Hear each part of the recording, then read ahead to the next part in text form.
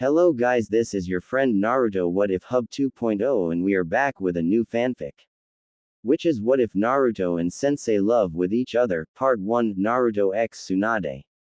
And if you enjoy this fanfic then please press the like button and subscribe to my channel for more fanfic like this. And now let's start the fanfic. 307 Chapter 1. Meeting a New Sensei. Tsunade Senju was relaxing in the hot springs in Konoha.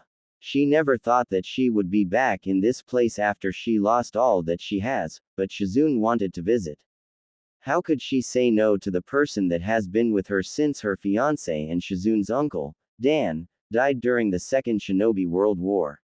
She stayed for varying periods of time, but never fully resided in Konoha, to visit her cousin Kushina. However, after she died 13 years ago, she had no one left in her family aside from Shizune, who could be considered her daughter at this point, not just her apprentice. Nevertheless, she was back in Konoha and she wanted to keep this quiet. The last thing she needed was her sensei, Sarutobi Hiruzen the Sandaime Hokage, to find out she was here and nag her to convince her to stay. She brought a saucer of sake to her lips to continue to enjoy the warm water of the springs. Her musings were brought to an end by some loud shouting that was going on beyond the wall that separated the springs from the outside world. What truly caught her attention, however, was the word, pervert, that was being shouted out. Though she didn't want to reveal herself, she could not stand perverts, especially if they tried to peek on her like her former teammate Jiraiya. She got out of the water and wrapped herself in a towel before making her way outside to punish the peeping Tom. Naruto Uzumaki was having a bad day. First, his sensei ditched him for Sasuke Tem, saying that he needed his help more. Sure, Gaara was strong, shockingly so. I mean, the punishment that he took from Bushy Brows, who battered him around the preliminary arena, was outrageous, but he needed help too. Neji had shown that he is more than willing to kill fellow Konoha shinobi. At least Gaara has the excuse that he was fighting a foreign shinobi. Neji went mad just because he didn't like the other person's views, and knowing his luck, Neji would do just that. That's why he needed help. But what does he get? He gets passed on to some closet pervert that he beat with a single jutsu that wasn't even that cool. He was taken to the hot springs so he could learn how to walk on water, but ever since the second stage of the Chunin exams and that long-tongued Kusa Kunoichi had hit him where his seal was, controlling his chakra became really difficult. Maybe he should have said something. Well, that was for later. Now his new sensei was just knocked out by some long, white-haired pervert that summoned a frog that used its tongue to knock him out. Hey, what do you think you are doing, you pervert? Exclamation mark. Who the heck are you? He shouted. The man responded with by doing a weird kabuki dance. Who, me? I am known as the man that the ladies squeal upon seeing, the one that all men idolize and wish to be. I am known as one of the greatest shinobi to ever live. I am known as the Gamma Sennin Jiraiya. He proclaimed from the top of his toad. Gamma Sennin? Questioned a confused Naruto. Exactly, he stated as he dismissed the large orange toad. Hey, pervy sage, what are you going to do about this? Shouted an exacerbated Naruto while pointing at the man who was supposed to teach him for the 1 month before the finals of the Chunin exams. What were you doing anyway? The man began digging around in his pale green kimono top, saying, I was getting inspiration. I'm a writer for a brilliant novel. As he said this, he pulled out a familiar orange book that Naruto had always seen Kakashi-sensei reading.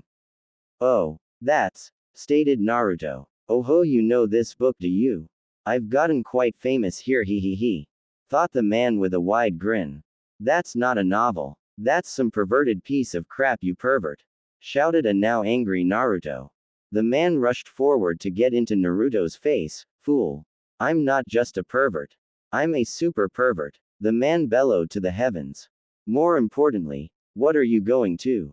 Before any more could be said, the man he was arguing with was struck square in the jaw and was launched clear into the horizon that was accompanied by a battle cry. The wind kicked up from the strike, forcing Naruto to cover his face with his arms, which nearly pushed Naruto to his butt.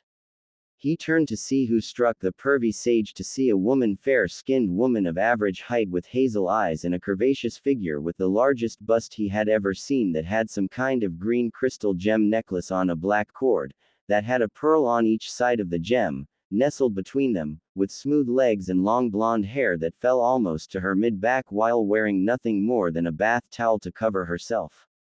He could also see that her fingernails and toenails had bright red nail polish on them. All in all, she was probably the most beautiful woman he had ever laid eyes on, even more so than Sakura-chan and Haku. Though that last one always gave him chills when he thought back on the raven-haired boy. Once Tsunade had sent the person, who may have been Jiraiya, to the horizon, she turned to the person standing next to her. She was shocked, though she didn't show it, to see a boy with many features that reminded her of Minato in looks with Kushina's face.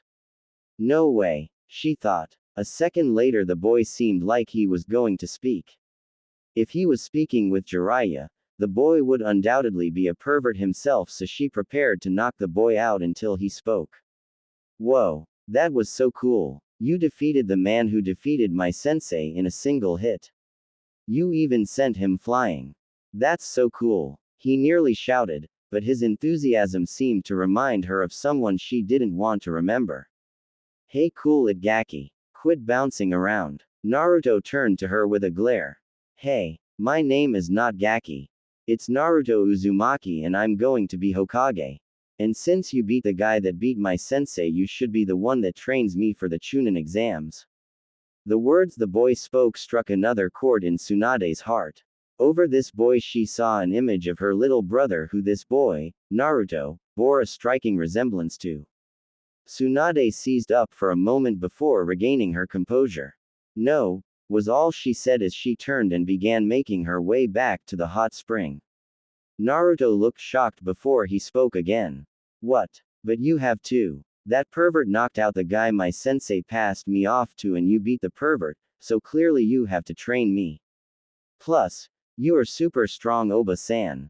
Once more some of the words the boy spoke began striking chords within her heart. She stopped walking and asked the boy without looking back to meet his face, Hey Gaki, who are your parents? At this question, Naruto's mood fell. He looked down at the ground before he answered. I don't know. I'm an orphan, he stated quietly. And if a switch had flipped he began talking rather loudly again, but that's okay because I'm still going to be Hokage so that people will look up to me and see me. He proclaimed. Pieces in her mind were falling into place. If this boy was as old as she thought he was, then maybe, just maybe. Wait here, boy, I'll be right back. Without waiting for a reply, she walked back into the hot spring to change and collect Shizune and Taunton. Naruto, on the other hand, was dumbstruck. Was this lady going to train him? Is this the first person who is willing to train him simply because he asked? Hope welled within him. He made sure to plant himself in the spot he was at and wait for the beautiful and strong Oba-san to come back. Tsunade meanwhile was plagued by thoughts. Maybe he wouldn't have died if he was trained better. Maybe he would have lived if he had a better sensei, thought Tsunade as she re-entered the spring. She located Shizune giving Taunton a bath in one of the corners of the pool. When she reached her location, she addressed her apprentice daughter. Shizune, when you are done, we are going to meet someone who is waiting outside, and no, it is not Sarutobi-sensei. As Tsunade walked away, Shizune was stunned. But my lady, if you don't mind me asking, who are we going to meet? Asked her apprentice. That, said Tsunade as she turned to freshen up, is what I aim to find out. Naruto waited patiently for the beautiful Oba-san to come out of the hot spring. He was getting antsy despite the little amount of time that had passed since she had left. Not being used to many people showing him kindness, he was always weary until they showed they weren't going to treat him like the villagers. To his surprise, the woman came back. She came out in a gray, sleeveless kimono blouse with a broad, dark bluish-gray obi that held it closed, bluish-gray capri pants, open-toed, strapped black sandals with a pronounced heel and a grass-green obi that had the kanji for gamble on the back inside a red circle. Following her was another fair-skinned woman who was slightly shorter than the blonde same-style sandal though without the pronounced heel. She had straight, shoulder-length black hair with onyx eyes dressed in a bluish-black kimono with white collar that was held closed by a violet obi. She also appeared to have a mesh armor shirt underneath along with a red collar. In her arms was a small pig that had red vest and a pearl necklace. Glad to see you still waiting, Tsunade told him. Now before I even consider training you, tell me two things. Do you know who I am? And do you know what it means to be Hokage? Naruto pondered his answers to the questions. Well, you are some kind of super ninja who is super beautiful and super strong who can beat anyone with a single hit. He said excitedly. The black-haired woman seemed like she was giggling behind her hand at his response. The second one though, that one stumped him. He thought on his answer long and hard. He then thought to what Hokage Gigi had told him long ago. As Hokage, it is my duty to protect this village. Not just the buildings but the people too. I see all the people in the village as my family and I want to protect my family. He also remembered the words Haku had told him when they met in the forest. Do you have someone precious to you? I believe to be truly strong a person must have someone precious to them. Having his answer, he answers the pretty Oba-san. I want to be noticed. I want to be seen as me. Tsunade frowned at his answer and was about to tell him to leave until he continued, but I also want to protect my precious people. To do this I need to become stronger so that I can keep them safe. Tsunade and Shizune were shocked by this answer. Tsunade saw an overlay of her brother Nawaki, her grandfather Hashirama, and her fiancé Dan, while Shizune saw Dan over the boy. Tsunade did her best to repress her feelings of seeing her loved ones in this boy. Feelings she had that were not felt since Dan. She thinks back on her thoughts that she had about her little brother back in the spring. If he is family, maybe this one I can keep alive. She thought to herself. Letting out a sigh, fine Gaki, I'll train you, she told him, surprising both the boy and Shizune. My name is Tsunade Senju and this is my apprentice Shizune Kato and I am the world's greatest medic nin, she told him as she sported a confident smirk. Naruto's eyes went wide. He was surprised to hear that this Oba-san with a super punch was a medic like the ones at the hospital. However, I will not train you here. If you are training for the finals then you don't want to do it where your competition can see you, right? Naruto thought about it before nodding along with what she was saying. Yep, he definitely made the right choice in asking this pretty Oba-san to train him. We'll head out of the walls and do your training there. While we walk, I want you to tell me what you were working on and any injury or event that has happened since you started the exams, she told him as she turned to make her way out of the village, Shizune, Tonton and Naruto catching up with her. The three were making their way from the hot spring to training grounds to get out of the village unnoticed. Hey, Naruto, right? Didn't I tell you to tell me about any injuries that you have taken since the exam started, right? Naruto rubbed the back of his head sheepishly, forgetting that she asked him to do that. He was more into the route they were taking. It seemed to be a route that traversed the outskirts of the village, avoiding all the major areas where people like to congregate. It was almost like she didn't want to be seen, though if it was because of him Naruto could understand, though it did sting. Not wanting to bring down the mood, Naruto responded in his usual energetic tone. Well, the first exam was really hard, ya know. It was this test that had all these super hard questions that I didn't know how to answer, he said a little downcast. Though he didn't see it, the two women raised an eyebrow at his explanation. Did he not know he could have cheated or did he not have a method that he could have used? The two ladies thought as they walked. So, I just didn't answer any question until the last one, which I passed because that scared face proctor couldn't scare me. Proclaimed Naruto. Again, both women were surprised by his statement. He passed an information gathering test by not backing down. They both thought, well, he's certainly an interesting one. Seems like a way that Kushina may pass if she wasn't prepared for hers, thought Tsunade, giving her more suspicions as to who his parents are. Then after he explained that we could have cheated, his tone took a drop as he was told that he needed to cheat to pass. But it jumped up again as he continued his tale. This crazy lady that had a coat over some fishnet clothing came bursting through the window saying she was the second proctor. Though I have to admit her entrance was pretty cool, he said with a nod and his arms crossed. What happened next was more of him running his mouth without thinking. Though it's not as cool as pretty Tsunade Oba-san punching someone into the sky. This caused Tsunade to smile softly while Shizune looked on curiously at her master's response. Anyway, she brought us to this place she called the Forest of Death, he said with a shiver. Well, I kinda told her that the place wasn't scary. But then she threw a kunai that cut my cheek and licked the blood, he said with another shiver. Tsunade got a flat look on her face. That is not a good habit.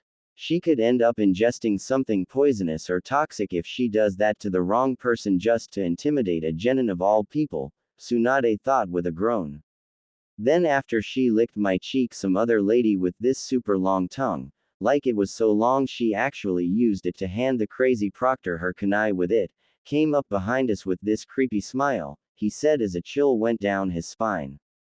This bit of news surprised both Tsunade and Shizune. It couldn't have been. The two thought but waited for Naruto to finish his tale before they questioned him about this long-tongued individual. Well, after that, we got our scroll since we were supposed to get a heaven and earth scroll to pass then make it to this tower in the center of the forest.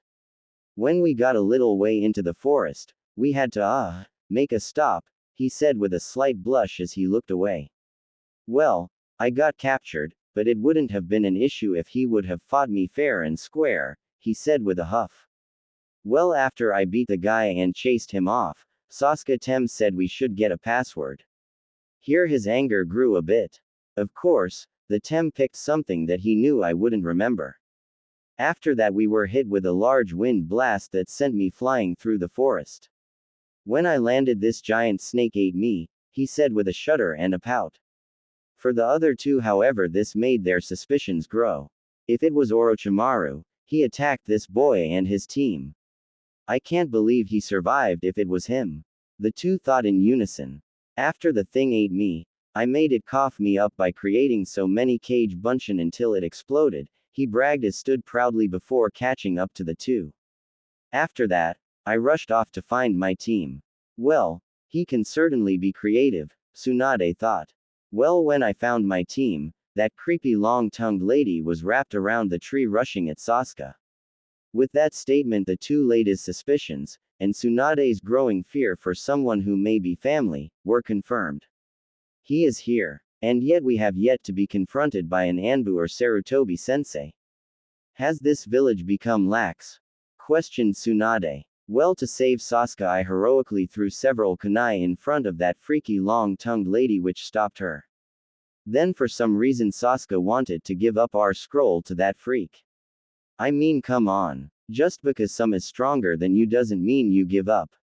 I mean, we didn't give up when Kakashi-sensei got captured by Zabuza. We came up with a plan and managed to win, so why would this be any different? Tsunade could feel a headache coming from this boy's stupidity, but she figured that if her teammate was disguised, he may not have realized who he was fighting.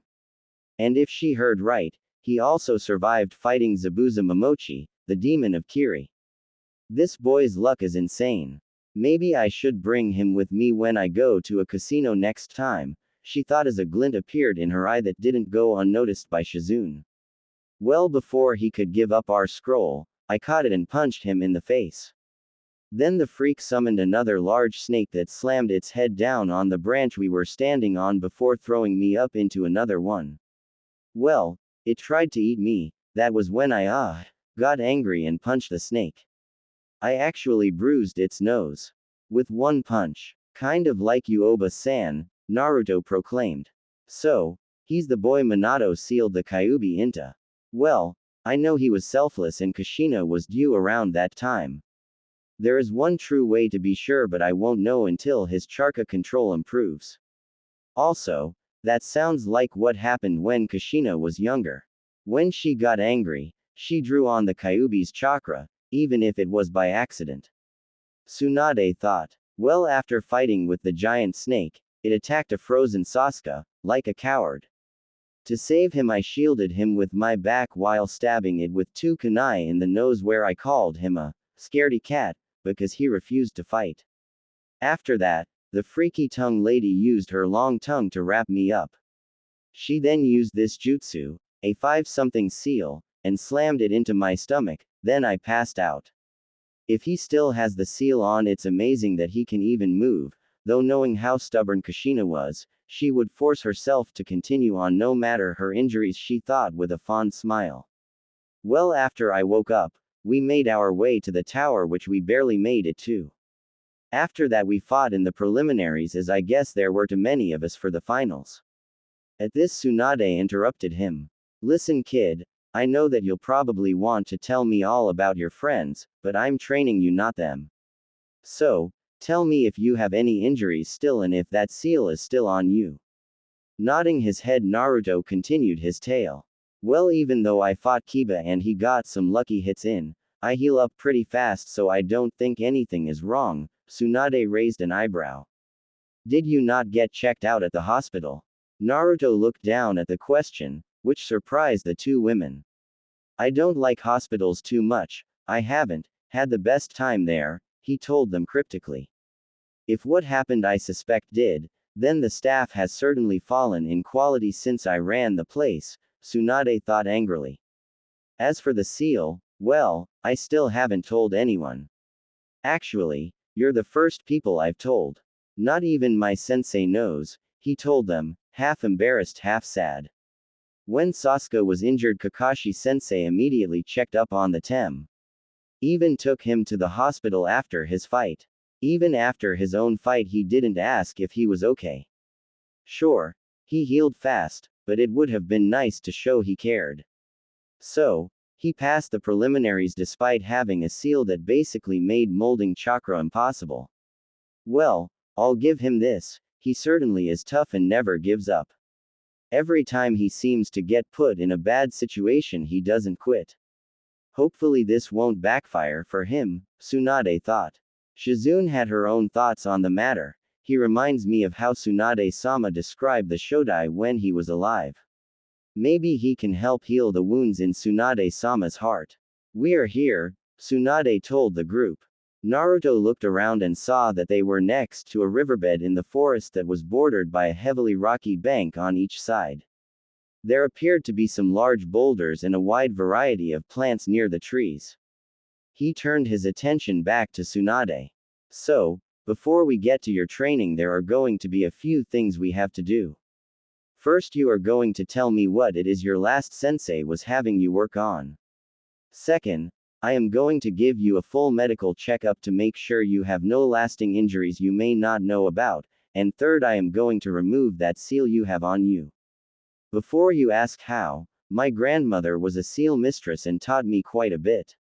Though I am not known for it, I am quite good at seals, like a teammate of mine, she explained. Naruto, while excited, was also curious. Why do I need a checkup? I always heal quick, he questioned. Tsunade drew in a deep breath. Just because you healed doesn't mean you healed correctly. For instance, if you broke your arm, it could heal. But if not set properly, it could be misaligned and thus make it hurt to throw a punch or even just use your arm in general, she lectured. Naruto looked confused. Ms. A-lined? He questioned. Tsunade's eyes narrowed before answering. It means to not line up properly, she said as she gave a demonstration by using her pointer fingers not touching as she pushed them together. Thanks to the demonstration, Naruto understood what she was getting at. Well, how do you know that I have that problem? That's why I'm giving you the checkup, to make sure that hasn't happened since you don't seem to like hospitals, Tsunade explained. Finally grasping what she was talking about, he went on to explain what he was working on. Well, I'm set to face this guy, Neji Hyuga, who is a real jerk because he tried to kill his cousin, Naruto explained with a huff while crossing his arms.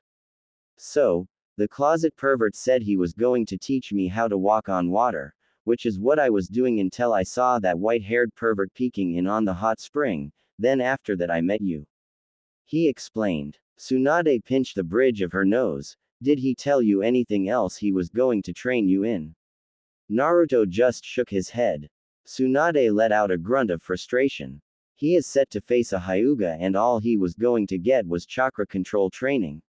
I don't care if he is the Kyuubi's Jinchuriki, that is just, she thought angrily. Well, good chakra control is a good foundation. In fact, a lot of my skills are based on perfect chakra control, however not having anything else lined up suggests that he either didn't have much faith in you or that he thought it would take you a month to learn how, she said angrily. Naruto looked down at this. Yet another person that saw him as nothing more than the damn kitsune. So, under me you will not only learn chakra control but, if your parents are who I suspect they are, then there is a secret technique I will teach you. Naruto was shocked. You know who my parents are? He asked in a desperate tone. Tsunade held a hand up to stop him. I said I suspect, but I can't confirm it until your chakra control improves, she told him. But why do I need good chakra control? I can already use a jutsu from the scroll of sealing. He protested. Just because you can use a jutsu doesn't mean you can use it effectively. If you can't mold your chakra properly, then you run the risk of either overloading or underpowering a jutsu, leading it to fail. If you use too much chakra, you could die, as not having any chakra in your body is the equivalent of having no blood, she explained. And in your case, it's worse. Naruto looked at her confused, for both the new word he hadn't heard before and how running out of chakra is worse for him. Seeing his confusion, she explained. If you run out of chakra, the Kyuubi could flood your system to keep you alive, but that could lead you going on a rampage as its chakra is dark and malicious.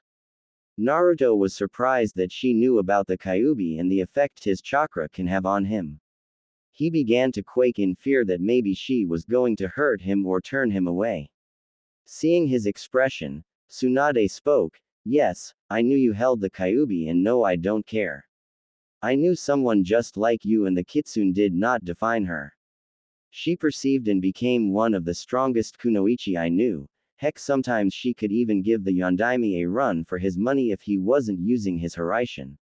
She didn't even need the fuzzball's power to do so, she explained with a fond look in her eyes.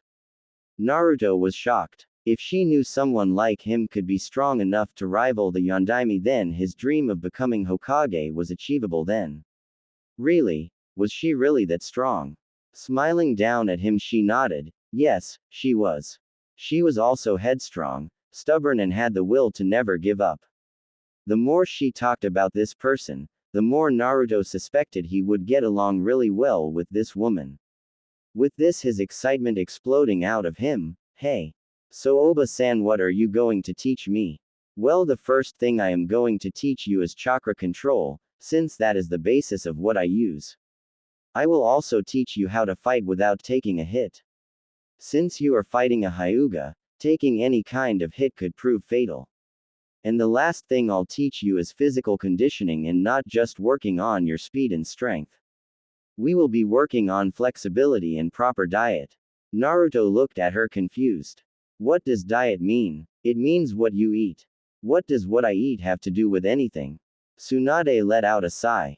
Proper nutrition is what improves muscle growth, makes you stronger, improves your brain condition, helps you think better and understand more, and helps you grow taller.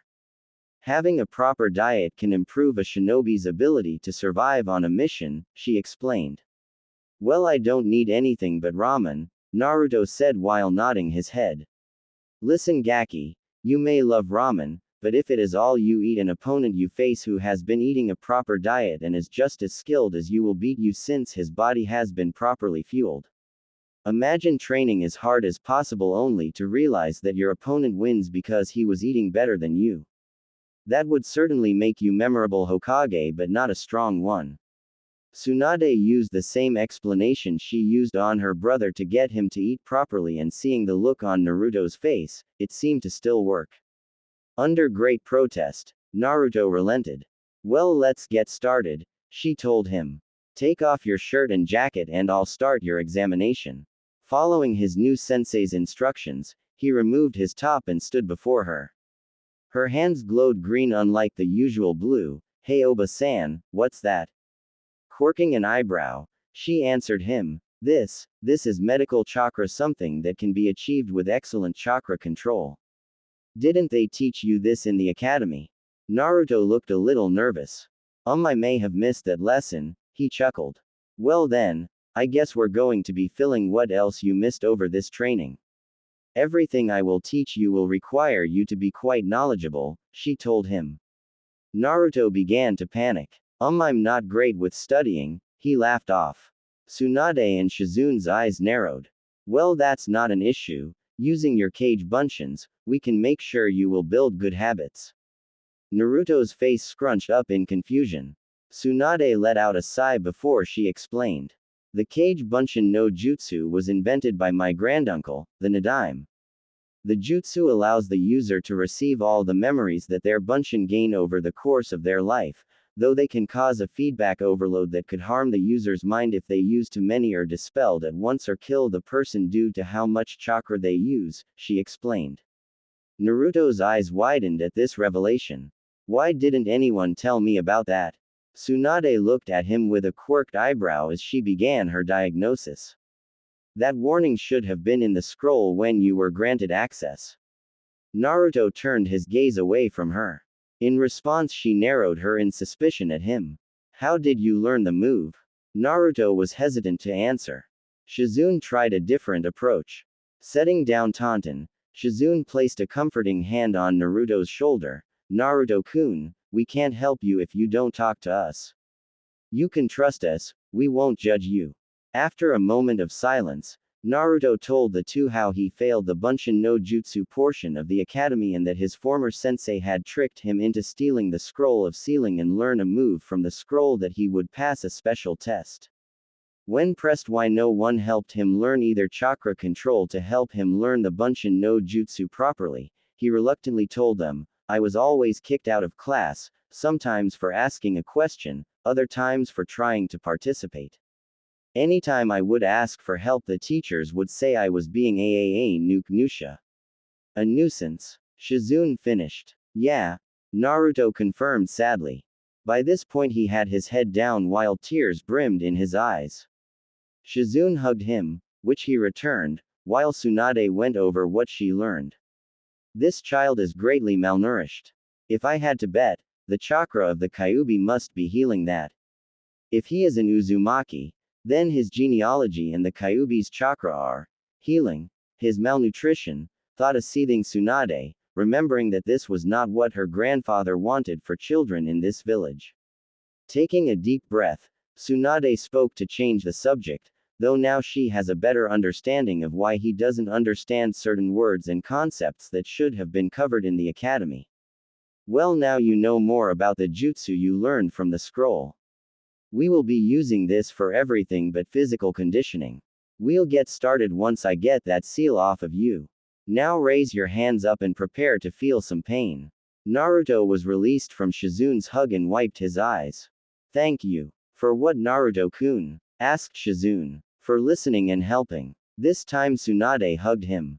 While the one he got from Shizune was nice, this one felt warm and comforting. Alright, let's get to it, Tsunade said abruptly as she broke the hug, a light dusting of pink on her cheeks that she hid behind her fist. With a nod of his head, Naruto raised his arms above his head as the fingertips on Tsunade's hand light up with blue flames. Five-prong seal release, she cried out as she struck the seal on his stomach that made Naruto hunch over from the strike. As Naruto recovered from the hit, Tsunade turned to her apprentice. Shizune, use a henge and go into town, get some basic books on calligraphy, reading, and first-year medical books. While I may not make this boy a full apprentice, yet, he has quite a bit he needs to catch up on if he is going to be trained by us. Shizune's eyes widened in shock. TTT Tsunade-sama, are you sure you want me to help train the boy? She asked hesitantly. Yes, while I will be overseeing the majority of his training, you have a different approach that he may listen to depending on the subject or if I get tired. Despite my age and who my grandparents are, I am biologically younger than my chronological age. The large amount of chakra his system has undoubtedly given the boy a lot of energy. That means we are more likely to get tired before he does, she told her apprentice. Hearing this reasoning, Shizune understood her master's way of thinking. Tsunade same, if it's not rude of me, but why did you agree to train the boy? Tsunade looked at her apprentice before watching Naruto straighten up. Naruto, try the water walking exercise again, not that your chakra is flowing better. She shouted at him. Naruto gave a yell of acknowledgement. As he stood on the side of the river, he channeled his chakra to his feet before stepping out onto the nearby river.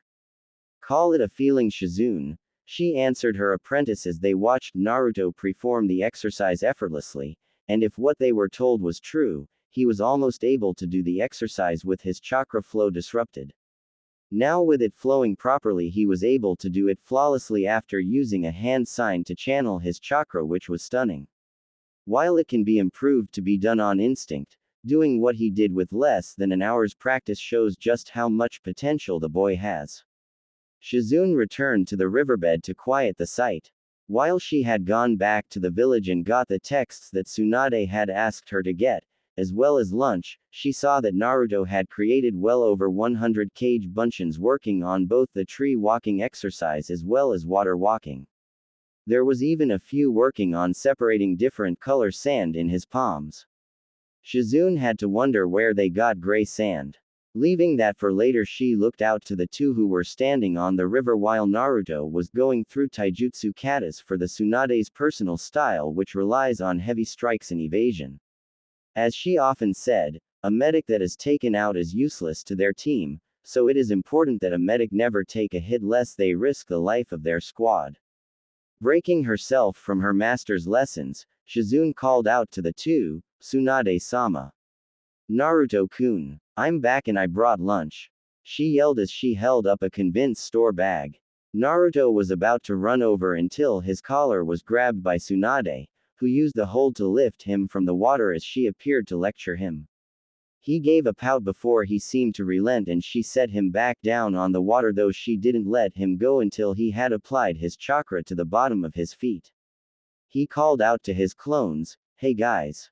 Stop doing what you are doing. Eventually the clones all got to dry land. Naruto dismissed some of his clones. Based on how he gripped his head in the following lecture he received, he may have released too many that time. Sigh. Naruto, I told you not to release too many. Since they are focused on different tasks, when they dispel, your mind has to categorize everything that is coming in. If the information is not the same, then you may either take longer to process it or have it overshadowed by whatever else is being processed, making the training useless, she lectured. Naruto, being annoyed by the throbbing in his head, didn't realize what he said as he said it. Well, if you're so smart, why don't you train like this, you? He snapped. He gulped when he realized what he did before robotically turning to face Tsunade. He. Sorry, I didn't mean to snap, he said nervously. Using her monstrous strength, she threw Naruto by his jacket to shore, aiming to clip a few of his clones in the process. Her aim was on point, nailing 8 of his clones with the orange-clad blonde. With a smirk she walked back to shore, as Naruto pushed himself up. She stood over him, a manic grin on her face as she asked, have you learned your lesson, Gaki? Naruto quickly nodded his head. He placed his hands in the ram seal and began doing his best to follow Tsunade's instructions when dispelling his clones. Though he went slower than originally instructed after a few attempts, resulting in too many being dispelled, giving him another headache. When he was done, he joined Tsunade, Shizune and Taunton, who had been laying under the trees, for lunch. Hey Shizune-chan, what did you get? Did you get ramen? He asked excitedly. Despite letting out a low giggle, no Naruto-kun, I got us bentos that have rice, chicken, and an assortment of vegetables. And for Taunton, I got you vegetable bento. Oink, replied the excited pig. Shizune got a nod of approval from her master while Naruto seemed dejected. Ah, no ramen, he complained. Tsunade gave Naruto a look that told him to be quiet. Naruto, What did we talk about when it comes to diet? She asked as her tone got darker. Naruto gave a thinking face as he tried to recall what she told him. Suddenly a light bulb went off over his head. That eating right makes strong shinobi, he repeated enthusiastically. With a smile she gave a nod. Correct, and eating your vegetables along with protein is one example of eating right. Naruto was quick to retort, but ramen is healthy. It has meat in it. Tsunade let out a sigh. While it does, it also is high in salt and lacks the best vegetables for a growing shinobi, she lectured. Naruto looked like he was about to argue with her again, but she cut him off. Naruto, just because I am trying to get you to eat better does not mean you need to give up ramen. If you couldn't eat a meal that was unhealthy for you from time to time, a food like ramen would not exist. Like everything, too much of one thing makes it a bad thing. Naruto looked angry as he glared at her. His time with the beautiful lady in front of him had taught him that she is just as stubborn as he is. He refused to relent his stance on ramen, but if what she said about eating right was true, maybe he could give it a try. After all, what kind of shinobi wants to be remembered as, they didn't eat right so they lost? Not the best look for the, soon-to-be, greatest Hokage. With that he left out a long sigh before he asked for the bento. Tsunade and Shizune smiled to him as Shizune handed him a bento and a pair of chopsticks. All four took a seat in the shade of the trees before letting out a prayer of thanks and digging in.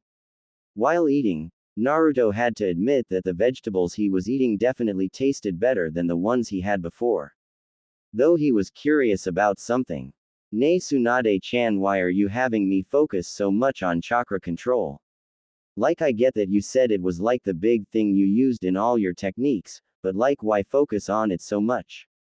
Tsunade gave him a look before beginning her explanation. Chakra is like a pool of water, or in your case an ocean, she said as she rubbed his head. Naruto looked dejected, however he actually leaned into the affection she was showing him. You cannot control the actions of a body of water, however you can draw from it and pick out the amount you need. Think of a jutsu as a person drinking water from their own pool, too much water and they could drown or cough it up, too little and they are left thirsty. This is the point of chakra control, to use only the amount you need so a jutsu doesn't get overloaded or not activate, she explained. Naruto seemed to understand her analogy better than when Iruka-sensei tried to explain it. Last time he tried to get him to learn, he just went on and on about how good control makes things stronger and that if he didn't learn it then he would struggle to learn a jutsu. Well, he learned the Kage Bunshin no Jutsu without good control. But wait, I learned the Kage Bunshin no Jutsu and you keep saying I'm wasting chakra. How can that be true if I keep making Bunshin? Tsunade gave him a small smile. Good question. You see, the Kage Bunshin uses a lot of chakra to make, so it is difficult to overload them. However, have you noticed that it's easier to make massive amounts of them rather than a few? Naruto thought about it for a moment before nodding to her question. See, this is due to your control. The higher the control, the easier it is to use a small amount of chakra to use these large jutsu like your Kage Bunshin. Imagine how many more you could make if you didn't need to try as hard to make so few of them. Naruto got a contemplative look, then his eyes lit up at the thought. There is something else to keep in mind. Some Kekkei Genkai that are chakra-based could also activate or be usable to their owner as they are able to easily mold their chakra, she explained. Naruto got excited. So are you saying I could have a cool ability like Sasuke Tem? Tsunade shrugged. It's possible, but this only applies to chakra-based Kekkei Genkai as their ability to mold their chakra is tied directly to their ability to wield said abilities. Then Naruto got skeptical as something struck him. But wait, if I have so much chakra, shouldn't it not matter if my control is good? Tsunade shook her head. The biju in your gut only gives you large reserves and access to another source of chakra. The ability to control it is still all you.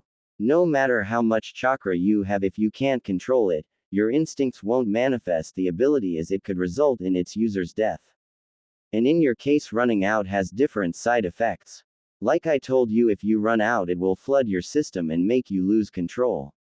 However, if you can control your own, you can eventually control its if it tries to force some into you, or if you need to draw on its power should such an emergency come up, like when you fought Haku and that long-tongued lady in the forest. Naruto looked both sad and eager, sad that he may have had a cool ability sooner if his control was better, but eager to see if he did. If all he needed to do was boost his control to make it happen, then he was more than eager to put in the work. Plus, if he could use the furball's chakra because of it, then all the better reason to get to it. Before he could get started, however, Tsunade put her finished bento and chopsticks to the side and got to her feet.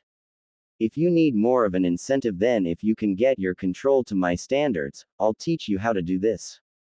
Eager to see what she would do, Naruto watched her walk on top of the river to stand in front of a massive boulder he estimated to be 5 times her size.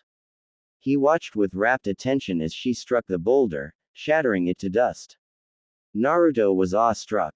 You see, me punching this hard is a combination of chakra control and my muscle strength.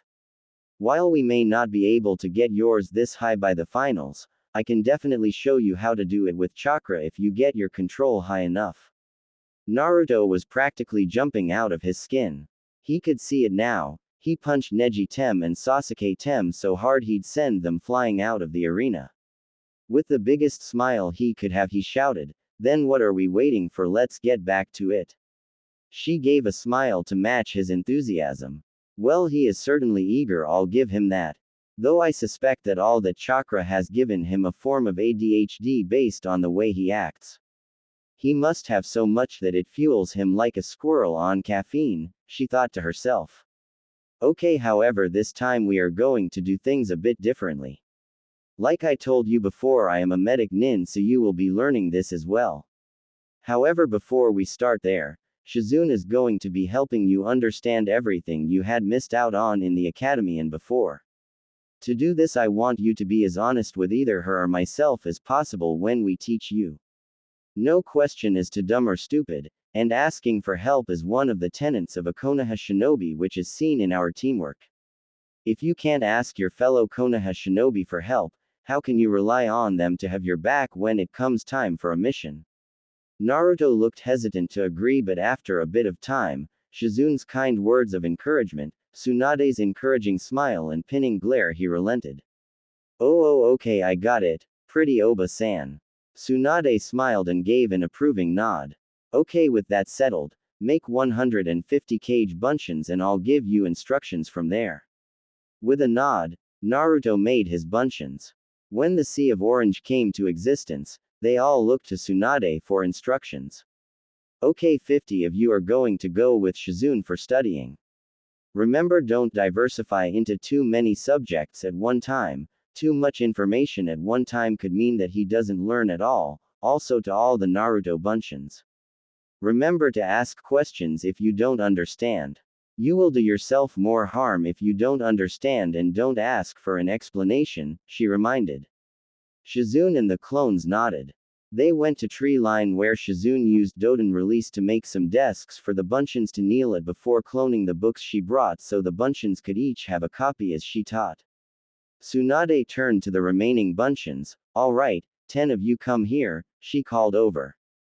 When the 10 stood before her, she reached into the water and pulled out some rocks. You 10 will be using your chakra to separate the different colors from the powder again. She crushed the rocks into powder and put the dust in a clone's hands. She repeated this until all the bunchins had a handful of powdered rocks.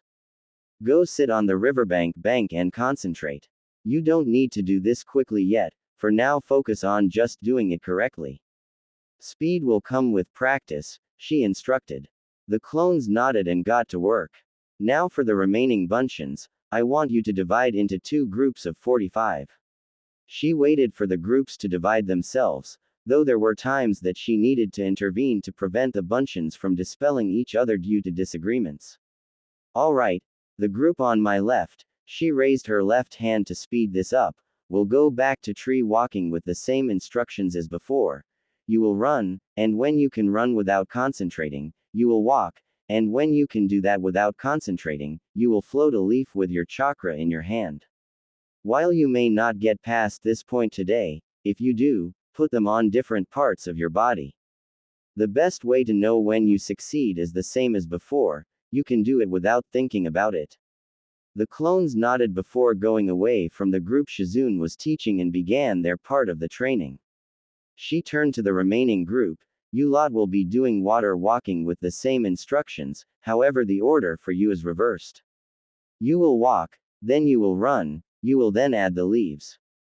Do you understand? She seemed to get a nod from all the clones before sending them off.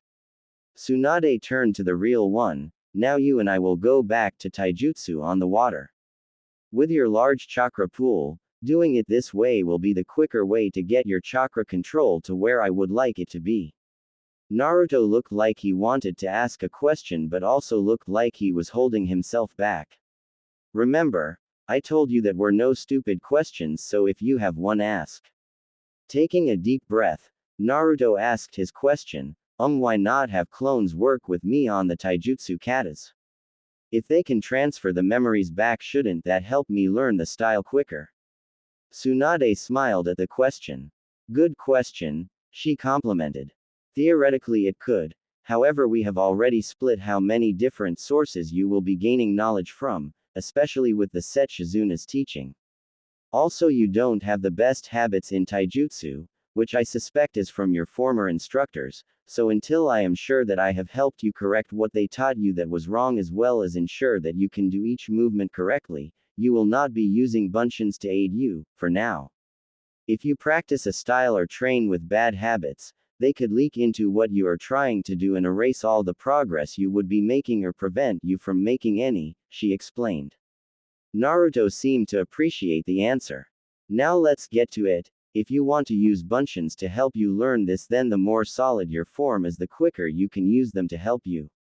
Keep in mind that for every kata you get right, I want you to do a body weight movement of my choice for the reps of my choosing, understand? Naruto nodded his accent and got in the stance she showed him earlier, hands up in front of his face while being slightly open with elbows tucked in, standing on the balls of his feet, while slightly leaning forward. Begin, she ordered. Hours have passed since Naruto started his training with Tsunade and Shizune. A tired Naruto laid panting on the riverbed while Tsunade and Shizune watched the tired blonde lay down, though Shizune was sitting down as she herself was tired from teaching 50 students. Well, I have to say I am proud of both of you, complimented Tsunade. Thank you, Tsunade-sama. Yeah, huff, thanks Oba-san, panted out Naruto.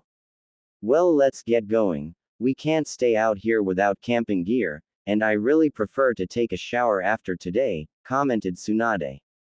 Shizune stood to her feet while Naruto struggled to turn over. Tsunade rolled her eyes before she went over and began carrying Naruto bridal style. Naruto attempted to protest, however he was too tired. Hey, I can walk on my own, he said weakly after a while. Tsunade shook her head before shifting him to cradle his head on her shoulder, making Shizune get flashbacks to how she used to with her uncle. Hush Gaki, you're tired right now, rest up so we can get back to it in the morning, she told him softly, like how she used to do with her brother. Hearing this, Naruto smiled lightly before falling asleep in Tsunade's arms. Shizune looked away with her eyes before she rubbed her arm. Tsunade gave her a quizzical look. Tsunade-sama, we never found out where he lived, she said with a dusting of pink on her cheeks. Tsunade also blushed in embarrassment before clearing her throat. Well, for now we will take him with us to the hotel, hopefully he will be rested enough to tell us where he lives so we can at least get him a change of clothes. He's too tired to remember what to do if we tell him to meet us here tomorrow, Tsunade responded. Not seeing a better solution, Shizune agreed while packing the books they have before heading back to the village while Tonton stood next to Tsunade. As they walked back to Konoha, Tsunade asked, so what did you cover in his lessons? Well, first I did a basic assessment to see what he needed help with. I found out that while he could read and write, his handwriting definitely needs work. Tsunade expected some of this. Being the Jinchuriki of the Kyuubi, it would make sense that the boy could at least read and write, or else Sarutobi sensei may lose him to a contract he signs without being able to tell what he agreed to, thought Tsunade. However, his academic knowledge has much to be desired. He seems behind in many subjects that should have been covered while he was in the academy. While he can do basic math, anything more complicated than that and he struggles. The same could be said about the general knowledge of the very village he lives in. It seems that his tale of not being taught at the academy seems to be more severe than he let on. He was very hesitant to ask questions at first. However, after much encouragement on my part, eventually his clones began to ask questions. From there he began to understand the material at a good pace. If this keeps up, I should be able to fix what he should have had in a few weeks. Currently the lesson plan is just making up what he should have learned in the academy and his calligraphy. Tsunade was angered by what she was hearing and what the boy had to go through. This is not what grandfather wanted when he created the village, and if he was a member of her family, well, let's just say that building supports don't take to kindly being pressed sideways. The three arrived at the hotel they were staying at rather quickly. It too was on the outskirts, so they didn't get seen by anyone, especially at this time of day. They discreetly made their way to their room, which Shizune got for Tsunade as she was still carrying Naruto. It was a fairly standard hotel room with 2 queen-size beds and a nightstand on each side of the beds. Tsunade set Naruto on her bed while Shizune placed the books on the small table the room had. Tsunade gently nudged Naruto awake. He opened his eyes groggily, and said rather quietly, "Oba-san. Hey Gaki, you need to take a shower so you can sleep better, okay? But before you do, can you tell me where you live so can get you a change of clothes?" Naruto nodded tiredly as he told them that he lived in an apartment that was on the top floor of his building located close to the academy. He was sure to tell them that it was in an oval-like building with a small deck, as well as the address. Though he did have to repeat himself a few times as he did mumble from time to time.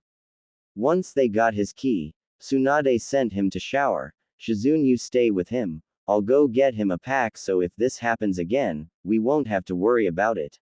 Shizune was about object until Naruto had trouble with the door. Shizune sighed as she went to help Naruto. Tsunade grabbed Naruto's key and headed out. She had to go out discreetly, especially with where his apartment was located. When she got through his door, she can't say she was pleased. While it was decently sized, having a separate kitchen, bath, and bed, the walls seemed to have cracks throughout them. There were garbage bags in some of the corners of the room. He had a clothesline in his bedroom. There was food containers stacked all over the place.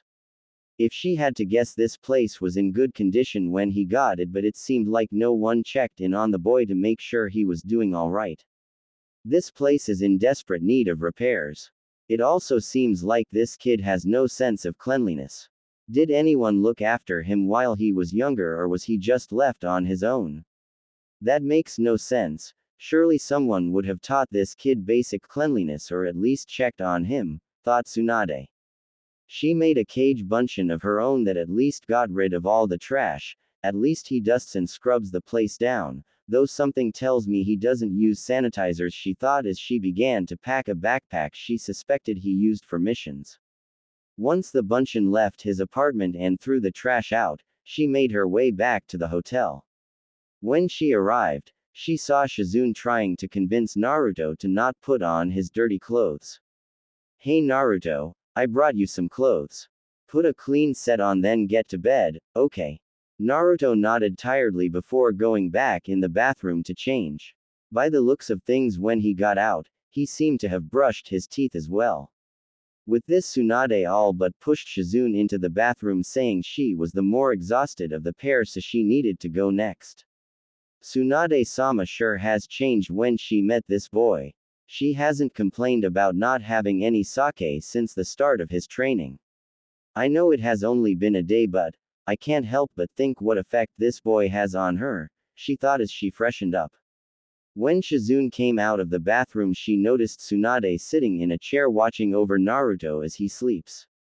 Curious as to what her master was doing, Shizune coughed lightly, getting Tsunade's attention. Tsunade, realizing what she was caught doing, had a light dusting of pink on her cheeks as she moves to the bathroom to freshen up. What is wrong with me? Why am obsessing over this boy? Sure, he reminds me of them, but that can't be it. She thought as she got ready for the night. When Tsunade left the bathroom, she saw that both Naruto and Shizune are already asleep, with Tonton taking up residency on Shizune's bed. Since Naruto was in her bed, she made her way over to it, resigning herself to sharing it with him. Noticing how peaceful he looks, she goes over to him and lightly pokes him on the forehead with a smile as an attempt to move him over slightly so she can also rest in bed. While it did move him like she intended, something happened that she didn't expect. Naruto had grabbed onto her hand after she poked him. By the looks of things, he was heavily asleep, and not aware that he did that. Not wanting to wrench her hand out of his grip and risk disturbing both him and Shizune, Tsunade decided that she would let the Gaki hold her hand as he slept, but she would sleep under the top sheet rather than both, to retain some form of modesty between the two. Naruto awoke to a feeling of something soft engulfing him. He tried to open his eyes to see what it was, but that was proving difficult. Whatever it was preventing him from opening his eyes. He also noted that he felt two limbs wrapped around him. This is probably what was keeping the thing that was preventing him from opening his eyes from moving. His wiggling and shifting elicited a soft moan from someone nearby. Tsunade was sleeping soundly in her bed. Something was keeping her warm despite being under the sheet of the bed she was staying while in Konoha. Whatever it was, she seemed to be holding it close based on the amount of contact she was feeling along her arms and bust. Suddenly it began to move and shift, probably trying to out of her grasp based on what she was feeling. The problem was that whatever it was moving around within her ample bosom, which caused her to moan as if she was stretching while waking up. As her eyes fluttered open, she noticed a mop of spiky blonde hair wiggling to get free as she held its owner close to her. At least they were still under separate sheets, she noticed, with a barely noticeable tint of pink on her cheeks. She let Naruto go, allowing him to see what had held him so close in the morning. When he saw that he was snuggled into Tsunade's bosom, he became afraid.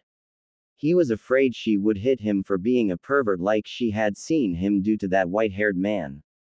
He was sitting there, waiting for the punishment he believed was coming. Though he had to admit, they were very soft to the touch and rather pleasant to be in contact with, causing a noticeable blush to adorn his cheeks. Eventually Tsunade got out of bed. What could she do? She was the one that held him close to her, so she can't blame him for something he didn't do. She let out a long and heavy sigh as she stood, revealing to Naruto she was wearing a full-body, violet, silk nightgown. Get up, she ordered. Once I am done changing, you will go and change while I wake Shizune. Once she is ready, we will grab some breakfast under a henge in the hotel restaurant. You will eat what I approve and the amount I tell you to get. After that we will go back to the riverbed and resume your training, understood? Naruto could only nod dumbly. He was in shock that she wasn't berating him, like his teammate would do if she believed he messed up or did something wrong, or being sent to the other side of the village like the white-haired pervert while being told he was a demon, and she wasn't going to train him anymore. He didn't come out of his shocked state until the bag he usually packed for long-term missions landed in front of him. He looked to see where it came from, only to see a now changed Tsunade moving to wake Shizune and by proxy, Tonton. Remembering her instructions, he quickly moved to the bathroom to get ready for a new day of training. Once Shizune was ready, the group hanged into a different appearance, ones that made them not stand out and look rather ordinary, before collecting what they would need for his training and making their way to the hotel restaurant that was serving breakfast. Naruto looked around, taking in the sights and smells he didn't often come across. He looked like he was ready to run over to the provided buffet and just take what he wanted. However, he was stopped by Tsunade as she placed a hand on his shoulder. He looked up at Tsunade, confusion on his face. Remember what I told you? Tsunade waited for his response. After a few seconds he remembered as he smacked his hand with his hand. Yeah, you said that you would be telling me what I can eat and how much, he responded with a reaffirming nod. She nodded in confirmation. What I want you to get is 2 servings of eggs, a cup of oats, some fruit of your choice and some congee with dried shredded fish. Naruto looked at her confused. Why those foods, Oba-san? Tsunade appreciated the question. Well, eggs and the congee are a source of protein that will help with muscle development. This won't guarantee you larger muscles, but it will help you grow stronger as you work out. The oats are to help you stay full so that you do not need to stop training due feeling hungry as often. However, if you eat too many, it could hinder you by having you gain unnecessary weight. The fruit is for the essential nutrients to help with memory and help you gain what you won't get from meats, she explained. While Naruto didn't fully grasp why she chose the foods she did, he did understand that they would help him grow stronger, and for him that was a good enough reason to follow her advice. Besides, he bet that either her or Shizune would end up teaching him what all of this means anyway. With a nod of confirmation, the 3 set out to get their food, Naruto only getting what Tsunade told him to, though she did give him a stern glare whenever he tried to go off of the prescribed diet. Though these were not foods he was not used to, some of them were pretty good. When they were finished eating, the group went back to the riverbank to resume the training they had started the previous day, though what he learned from Shizune changed as well as the addition that he had to try and catch Tauntaun for 2 hours, much to the pig's protest. A week has passed since Naruto began training with Tsunade, and he has to admit that this has been the most intensive week of training he had been through. With the diet he has been following from Tsunade every day, he noticed that he had started growing a bit as he was eating far healthier than when he was just eating ramen. He had also learned a lot of stuff from Shizune. He didn't even know that there were more Biju than the Kyuubi. Who knew what you could learn this stuff from history class? When the end of the week came, Naruto got excited. Using 100 clones for 7 days a couple times a day really helps with improving one's chakra control. He had really gotten the hang of Tsunade's taijutsu style, especially the dodging part.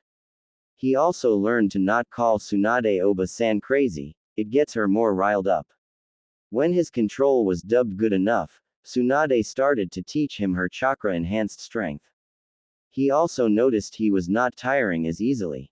Apparently, the body weight movements, as Tsunade called them, were helping his muscle development and improving his stamina while chasing Tauntaun improved his speed and reaction time due to how she could make very sharp changes in movement. The real problem came through with the stretching cool down. As she did them with him, he became very aware of how beautiful she was, and it sometimes made his chest race and sweat a little more when he was close to her sometimes. It also didn't help that she still hugged him overnight, as he still found himself waking up either holding her hand or her hugging him. He did ask why his clones were still doing calligraphy though. Because by the end of the 2nd week I'll be having you learn Fuinjutsu. Naruto gave her a questioning look. You see, Fuinjutsu is an art that many people rarely use, however it can be very strong. Remember the Yondaime used it to defeat the Kyuubi? She asked, to which he nodded his response. There are also explosive tags and storage scroll, to name a few examples. With this art you could even learn a seal that would even boost your healing rate to such a degree that even if you lost your heart, you could grow it back, she had told him. His reaction of course was that of a starry-eyed child, greatly expressing his eagerness to learn this awesome jutsu. Hold on, first you need to have better handwriting so you can make the seals. One wrong brush stroke could mean that you'll be out of commission to fight the Neji kid you want to fight so badly, she warned him. This, obviously, had gotten his attention. He wasn't going to miss out on his chance to teach Neji Tem a lesson. Plus, she has given him more training than anyone else he has met or learned from, while Shizune made the stuff he was learning far easier for him to understand, so that was a plus. He would listen to Tsunade-chan when she warned him about how dangerous Fuinjutsu is. Tsunade faced her latest protege with her arms crossed under her magnificent bust, are you ready to start learning my enhanced strength technique Gaki? Naruto excitedly bobbed his head in anticipation. Yes. He shouted eagerly. Alright, but before we get started, I want you to make your clones again, however. This time, however, I want you to make 200 Kaga Bunchins. Naruto sat still with his hand raised, waiting for her explanation. He had learned that if he asked her or waited patiently, she would explain her actions. Realizing that he was asking why she wanted him to do this, she clarified, "You are probably asking why we are increasing the amount of bunchins." With a nod of confirmation she continues, "Well, for this technique we are adding clones to ensure that you at least have a rudimentary version ready for your match. While you will still be having a set doing water walking with the leaves, they will also be practicing the katas of my style while we work on the enhanced strength technique, as you can never have enough control over your chakra, especially if you want to use your tenant's chakra in the future. The set that would normally be doing tree walking will be meditating. This will help you understand your chakra's flow, which you will be attempting to manipulate, which will help you feel if you ever get put under a genjutsu, as your flow will be disrupted when under one's effects. Since I know Shizune has gone over the basic principles and methods of escaping a genjutsu with you, being able to manipulate your chakra at such a level will help with your ability to perform the personal release method, as you will be able to feel the change in your chakra flow." Naruto looked a little lost with the explanation. Tsunade waited somewhat patiently to see if he had any questions. "So basically, the point of meditation is to make sure I'm not affected by genjutsu?" Tsunade shook her head in the negative. "Not quite. See, everyone can be affected by genjutsu, since it is an art centered around subtlety.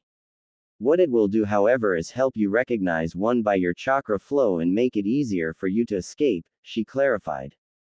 Naruto took up a thinking pose before responding, "That makes sense. So, when do we get started?" he asked eagerly. With a smirk on her face, Tsunade responded, "Right now, make your bunchins and we will get started." Naruto responded with a smile of his own while making his bunchins, who set off to their appointed tasks, with Tsunade's group staying to hear her instructions.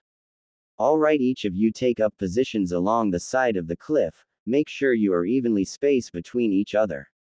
Tsunade waited patiently for the bunchins to get into position. Now what this technique involves is concentrating chakra to your fist. While this part does not require much control, what does is when you release it. You need to release the chakra right at the point of impact outward from your fist. This is all about timing and control. However, since we have been working greatly on your control, you will need to work on your timing. Use small amounts of chakra, enough to slightly crack the cliff. You don't need to worry about using large amounts of chakra for now. The more chakra you use, the more damage your hits will do, but this is not what we are focusing on. For now, we want to get your timing down, understand?" The bunchins nodded in understanding before turning around to get started. "Oh, before you start," she turns to the real Naruto. "Every 10 strikes you do, I want you to do the following: 10 wide push-ups, 10 squats, 10 high knees, and 10 close push-ups, then get back to striking. For the clones, alternate which fist you strike with, stay in your stance the entire time even when you are feeling exhausted. Remember, when you get sloppy your opponent will strike their hardest," she ordered.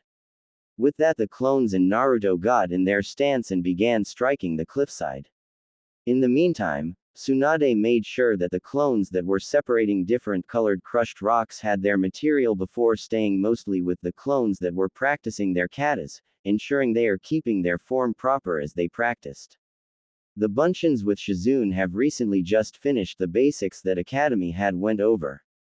Due to this, the bunchins had begun learning the basics of medical ninjutsu theory with the hope of being able to use the mystical palm by the 3rd week in the month.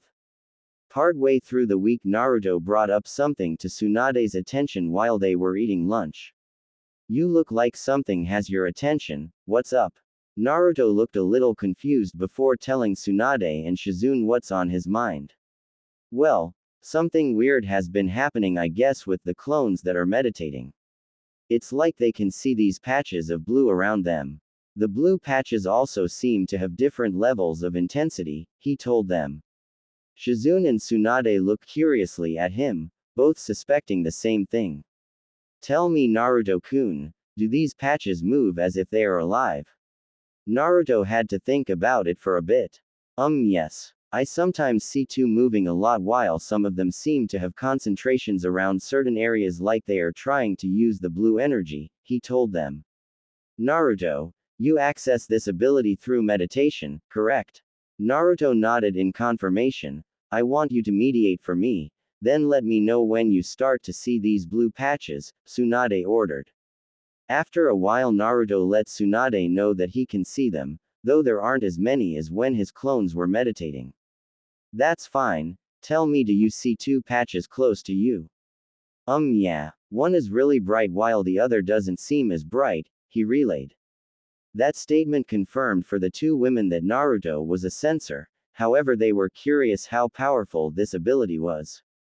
He mentioned before that he could see the blue being manipulated to maybe he can even see a person actually molding their chakra. Naruto, I want you to follow the brighter patch as you meditate. Let me know if you can see any shifts in the patch. Okay, Oba-san. With that, the bigger patch started to slowly move away from him. After moving around for a bit, Naruto noticed that it seemed like the blue was gathering at a specific point before it was unleashed. A loud crack was heard and the gathered blue was gone. Naruto opened his eyes quickly to see that Tsunade was standing in front of a downed tree that looked like she just punched it. She was also standing where he had seen the bright blue patch in his mind. Naruto, were you able to follow the movement of the blue patch as well as when it became concentrated within it? Asked Tsunade. Naruto quickly nodded his head. Yeah. What was that? He asked quickly. Well, Gaki, it seems that you are a sensor nin. Meaning you can track chakra signatures, those are the blue patches you described. You can even see the chakra a person had being molded, which is uncommon for a sensor. Does that mean I have a super cool and unique skill? Asked an excited Naruto. Tsunade rubbed the top of his head. Yes, it does, Gaki. However, that means that your meditating clones will have to work on this ability since you may be able to take it further if you get used to it, she told him. Alright, let's get to it then. Shouted an excited Naruto. Alright, when you make your clones send the group to where they are going to meditate. I'll give them their instructions then. In the meantime, have your other clones continue the route we have been using thus far. With a nod, Naruto created his clones and joined the ones that were punching the cliff. The group that was to meditate waited patiently for Tsunade to give them their instructions.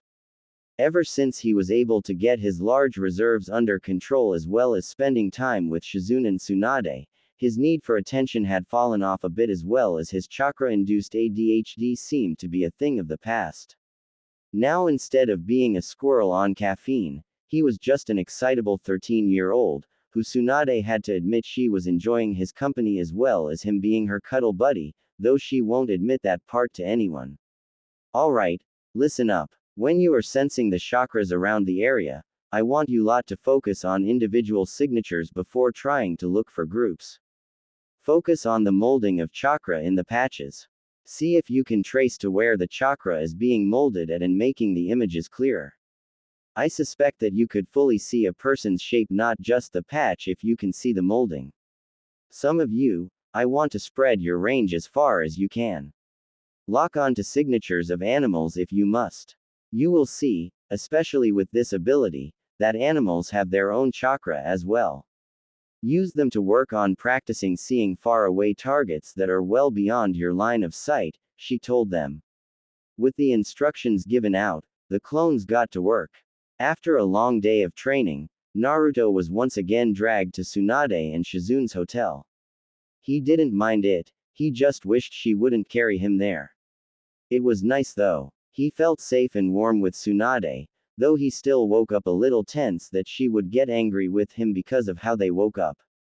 But it was nice to not wake up in his lonely apartment. He liked that through his conditioning he was getting faster and lasting longer when he was training, especially the dodge training she always had him do after lunch and before their cool down. Thereafter training stretches still made him feel a bit heated in his chest, and he was certainly doing his best to hide the blushes he got when she smiled at him. As the trio entered the hotel room, Tsunade had something for him to work on. "Naruto," she called. He looked at her through tight eyes. "I want you to spend some time using your sensory ability to sense the people that walk by the hotel and track a group for as long as you can." Naruto looked at her like she was insane. He was really tired. How was he supposed to stay awake long enough to track a group of people in Konoha? She apparently knew what he was thinking, since she turned to him and said, "Naruto, just because you are tired isn't an excuse. When you are out on a mission, will you let your responsibilities to your team go simply because you are tired? Will you give up in a fight because you are tired?" These questions made him remember his training back in Wave. He had trained all through the night on multiple occasions just to get the tree walking exercise down. This was no different. With his mind set, he ran towards the bed before he was stopped by Tsunade. "Sit on the floor. You are still grungy from training and I don't think you want to sleep in sheets that will smell like your day of training, do you?" Naruto rubbed the back of his head sheepishly. You're right, Tsunade-chan," he replied, not thinking about the suffix. Naruto took a seat in the middle of the room before training his sensory ability. As Naruto rushed over to begin meditating, he didn't notice that Tsunade was developing a blush, however Shizune did. Tsunade-sama has changed since she has met Naruto-kun. For some reason she has been getting awfully close to him. It's like she is treating him as a younger brother and she didn't want to continue on that path as she didn't see the older woman treating anyone like that since her uncle's passing. That was why she constantly gambled and drank sake, to try and repress the memories of both Dan and Nawaki. But she isn't freezing at the sight of blood anymore. I mean, sure, she locked up when he cut his knuckles open or bled a little from dodging what she threw at him, but now it seems like she is over it. What has caused this change? What does Naruto-kun process that has helped Tsunade-sama? Questioned Shizune as she freshened up for bed. It would be another 2 hours before Tsunade would conclude Naruto's training for the day. Periodically she would look out the window and make sure that the targets Naruto was tracking were moving in the directions she could see. To her delight, he was starting to track his targets with decent clarity, though he did fall off eventually, though that was when they were beyond her sight. He could also tell if they were young or old as well. This proves his abilities indeed had a lot of room to grow. It would be the end of the second week of training that all three would experience a surprise that would shake both Naruto and Tsunade to their core and bring the two to becoming inseparable. The end of the second week came rather quickly for Naruto. He was happy about all the training he was receiving. The calisthenics were doing wonders for him. Chasing down the stylish pig forced his speed and agility to grow, as was the dodge training he was subjected to by Tsunade.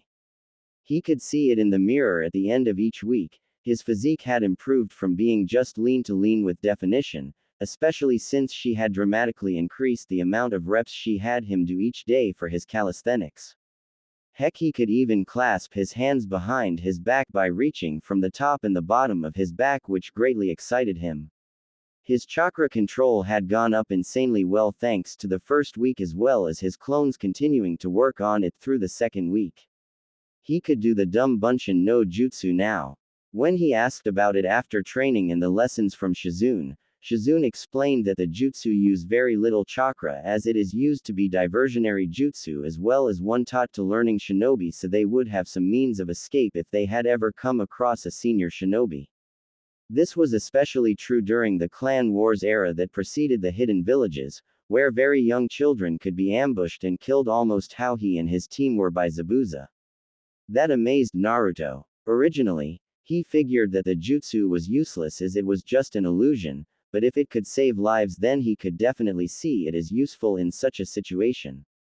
When it came to his super strength, he was making a lot of progress. Though he didn't like using so little when he started, when he received the memories of a clone about to lose its arm as it go a little ambitious in using more chakra than Tsunade told him to use. He had chills running down his spine from that one for the whole day. he also greatly listened to Tsunade when she told him what to do when practicing the super strength jutsu. When he is noting his progress, he was able to easily chip away at cliff face, putting spiderweb cracks in it as well as chipping away pieces every time he struck. In fact, she said he was ready to add more chakra to each strike. Alright Naruto, I think you are ready to add more chakra to your strikes. You have been able to add and control your chakra in every strike along the cliff face. Now I want you to shatter each boulder I make for you, Tsunade explained while Naruto stood eagerly in front of her while he had a set of clones doing the katas for Tsunade as she had a kage bunshin overseeing his that were practicing while water walking. He still had a set with Shizune, studying the more advanced basics of medical ninjutsu focused on muscles and bones. She and Tsunade hoped it would help him pick his strikes better when fighting an opponent like a Hyuga who leave their torso vulnerable when they strike. He also had a final set that was meditating to better get accustomed to his sensory ability while also doing the powder separation training for multitasking, as Tsunade put it. Tsunade told him that by the final week she was going to start having him use it while dodging to start learning how to use it in combat. Create 60 kage bunshins and we shall get started, she ordered. Eager to get started, Naruto created the number she wanted as she did a few seals before slamming a palm on the ground and shouting, Doden, Daichidokaku. She shouted as an entire field of boulders raised out of the ground. Naruto and his clones took up spots in front of the risen boulders, waiting for her signal to begin. As Tsunade crossed her arms under her impressive bust, she gave a nod to begin, though Naruto was blushing when he noticed it. He quickly shook his head before getting started. When the group finished lunch, Shizune had taken a set of bunshins to resume his medical studies, with 2 sets of 50 went to meditate and water walk with leaves encasing both of his arms, while Tsunade took the real Naruto. Alright Naruto, it's time for dodge training. Are you ready? Tsunade asked. Naruto nodded his head affirmatively. Tsunade smiled, okay. I'm going to be throwing any projectiles faster as well as any strikes will also be coming faster. There will be times I will use my enhanced strength. You will need to use your sensory ability to determine which strike is enhanced so you learn to use the ability in combat. Naruto nodded eagerly with a smile on his face in anticipation for Tsunade's training. The dodge training had been going on for almost 4 hours now and Naruto was getting a little slower as Tsunade kept ramping up the intensity. Sweat was pouring down his brow as he took in gulps of air between each reprieve at this point. Dodging a quick side kick by jumping back, creating distance between himself and Tsunade. Much to his terror Tsunade used her incredible strength to rip a boulder out of the ground, which she hurled at him with insane speed. Naruto went wide-eyed at the incoming projectile. From the speed it was traveling, he was quickly learning he couldn't dodge this. Firming his resolve, Naruto concentrated his chakra to his fist as he prepares to destroy the incoming projectile.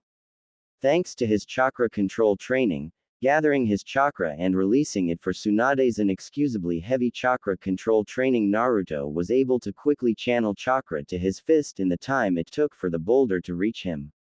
Naruto threw his fist forward to smash the boulder, only he was not expecting what accompanied his fist. From his chest, following the path of his fist, were several spiked, golden glowing chains that had spear tips as the leading link on every chain. The chains assisted in utterly destroying the incoming projectile. This stunned everyone. Tsunade went wide-eyed at what she saw, while Shizune and his bunshins turned to the sound of the chains clinking as they extended. Naruto stared in awe at the chains that came from his chest. Wow. This is so cool. Hey Tsunade Oba-chan. What is this? Is it a Kekkei Genkei? He asked in rapid fire. Tsunade stood frozen. Seeing a blonde with the chains she had known her niece, Kushina, to have along with his other features confirmed his parents to Tsunade. While Naruto was enjoying his new power, Tsunade walked slowly toward the energetic blonde, eyes wide with robotic steps. Just as she reached him, his golden chains receded into his body. Naruto looked up. Seeing Tsunade's expression he asked, Oba-chan. Are you okay? Tsunade knelt down to his level, before pulling him into a powerful hug, shocking Naruto. Oba-san. Tears ran down her cheeks. We are not alone, Naruto, she said through her tears. This shocked Naruto. What do you mean, Oba-chan? Tsunade continued to hold Naruto close as she said the words that Naruto would never let go of. I know who your parents are. In fact, I am your biological Oba-san, Tsunade told him. Naruto was shocked. He had family, the one thing he wanted above anything. Naruto slowly raised his arms, returning the hug Tsunade was giving him as his own tears began to flow. See, can you tell me who my parents were? He asked softly. Tsunade nods as she pulls away. Your Ka-chan's name was Kushina Uzumaki, she started. She was a tomboy, especially when pushed, she started to tell him, effectively calling practice to a close for the two. As she talked, Naruto sat next to Tsunade, leaning into her as she had an arm wrapped around his shoulder. She squeezed his shoulder tightly as he broke down when he was told that his father was the Yondaime. Naruto was crying into Tsunade's shoulder. Why? He whispered. Why did he seal the Kyuubi into me? Tsunade was unsure of what to say that could alleviate the boy she held close in her arms. Deciding to talk about how she knew him, Tsunade spoke. They loved and trusted you above anyone else that could bear this burden. He and your Ka-chan loved you greatly. And while I believe Kushina would have never wanted you to carry the same burden she did, your two-san would have trusted you to be strong enough to handle it, and from what I see he was right, she said as she kissed his forehead. Naruto stared up at Tsunade with wide eyes as tears trickled down his cheeks. He latched onto the arms that were wrapped around his waist, holding them close. Tsunade leaned into his back while holding him tightly, showing as much comfort as she could to her grandnephew. After Naruto had calmed down, Tsunade continued to tell Naruto about his parents. One skill your parents were highly proficient in was Fuinjutsu. For your Ka-chan it was expected. After all, those of Uzumaki descent find themselves predisposed to learning the art, claiming that it comes naturally to them. Your two-san, who was not an Uzumaki, was just as proficient, so who knows, maybe you are too. Would you like to find out? Naruto thought about it. If he was to study, then he would be closer to his parents in some way. That was enough of an excuse for him to give him his answer. Yes, he all but shouted with a vigorous nod. Tsunade began to pet his head. Then we shall get started tomorrow, she tells him with a brilliant smile. Despite Naruto learning about his parents, the day quickly came to a close. He was greatly worn out, falling asleep in Tsunade's arms. If he was awake, he would feel embarrassed from resting his head on Tsunade's bust. Despite his position, Tsunade carried the sleeping blonde back to the hotel to lay him down to rest. As she carefully placed Naruto in the bed they shared, Tsunade went out of the hotel in a henge to gather the supplies for Naruto to begin learning Fuinjutsu. If he has his parents' skill in the field, he could definitely learn a skill like applying seals with chakra in no time. As she held him that night, the sensation that Tsunade has been feeling since she had met this boy was becoming stronger. Instead of reminding her of Dan, it was stronger, making her more possessive of the young blonde. As she returned to the hotel, she noticed Naruto still asleep in bed, and based on what she could see, he had presumably woken up to get ready for bed, with Shizune coming out of the shower. Ah, Tsunade-sama, she said in a whisper, the shower is free and ready for you. Tsunade gave a nod of appreciation and acknowledgement to her apprentice's statement before setting down her recent purchase and heading into the shower. When she came out, Tsunade noticed Shizune and Tonton had taken to their own bed and were breathing softly. She herself climbed into bed, though this time she didn't bother to sleep a sheet above Naruto. Stroking his cheek lightly, she was surprised when he rubbed against her hand as a small smile seemed to form as he slept.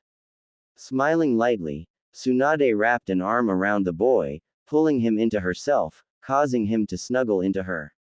Normally she would beat any man that would try what the sleeping blonde had done, however for him she merely kissed the top of his head before she too fell asleep. The light of the morning sun had shone brightly through the now open window of the hotel room that Tsunade and Shizune were using. The light seemed to be able to find just the right spot to hit Tsunade in her eyes. Tsunade let out a low groan.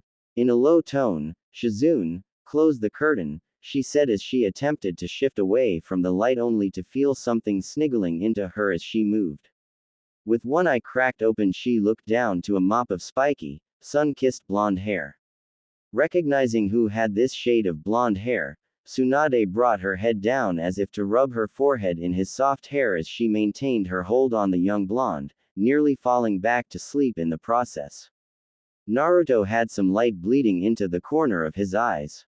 Trying to avoid the light and remain asleep, Naruto nestles into his warm pillows, one of which seems to be on top of his head, though he wasn't going to complain if it blocked the light.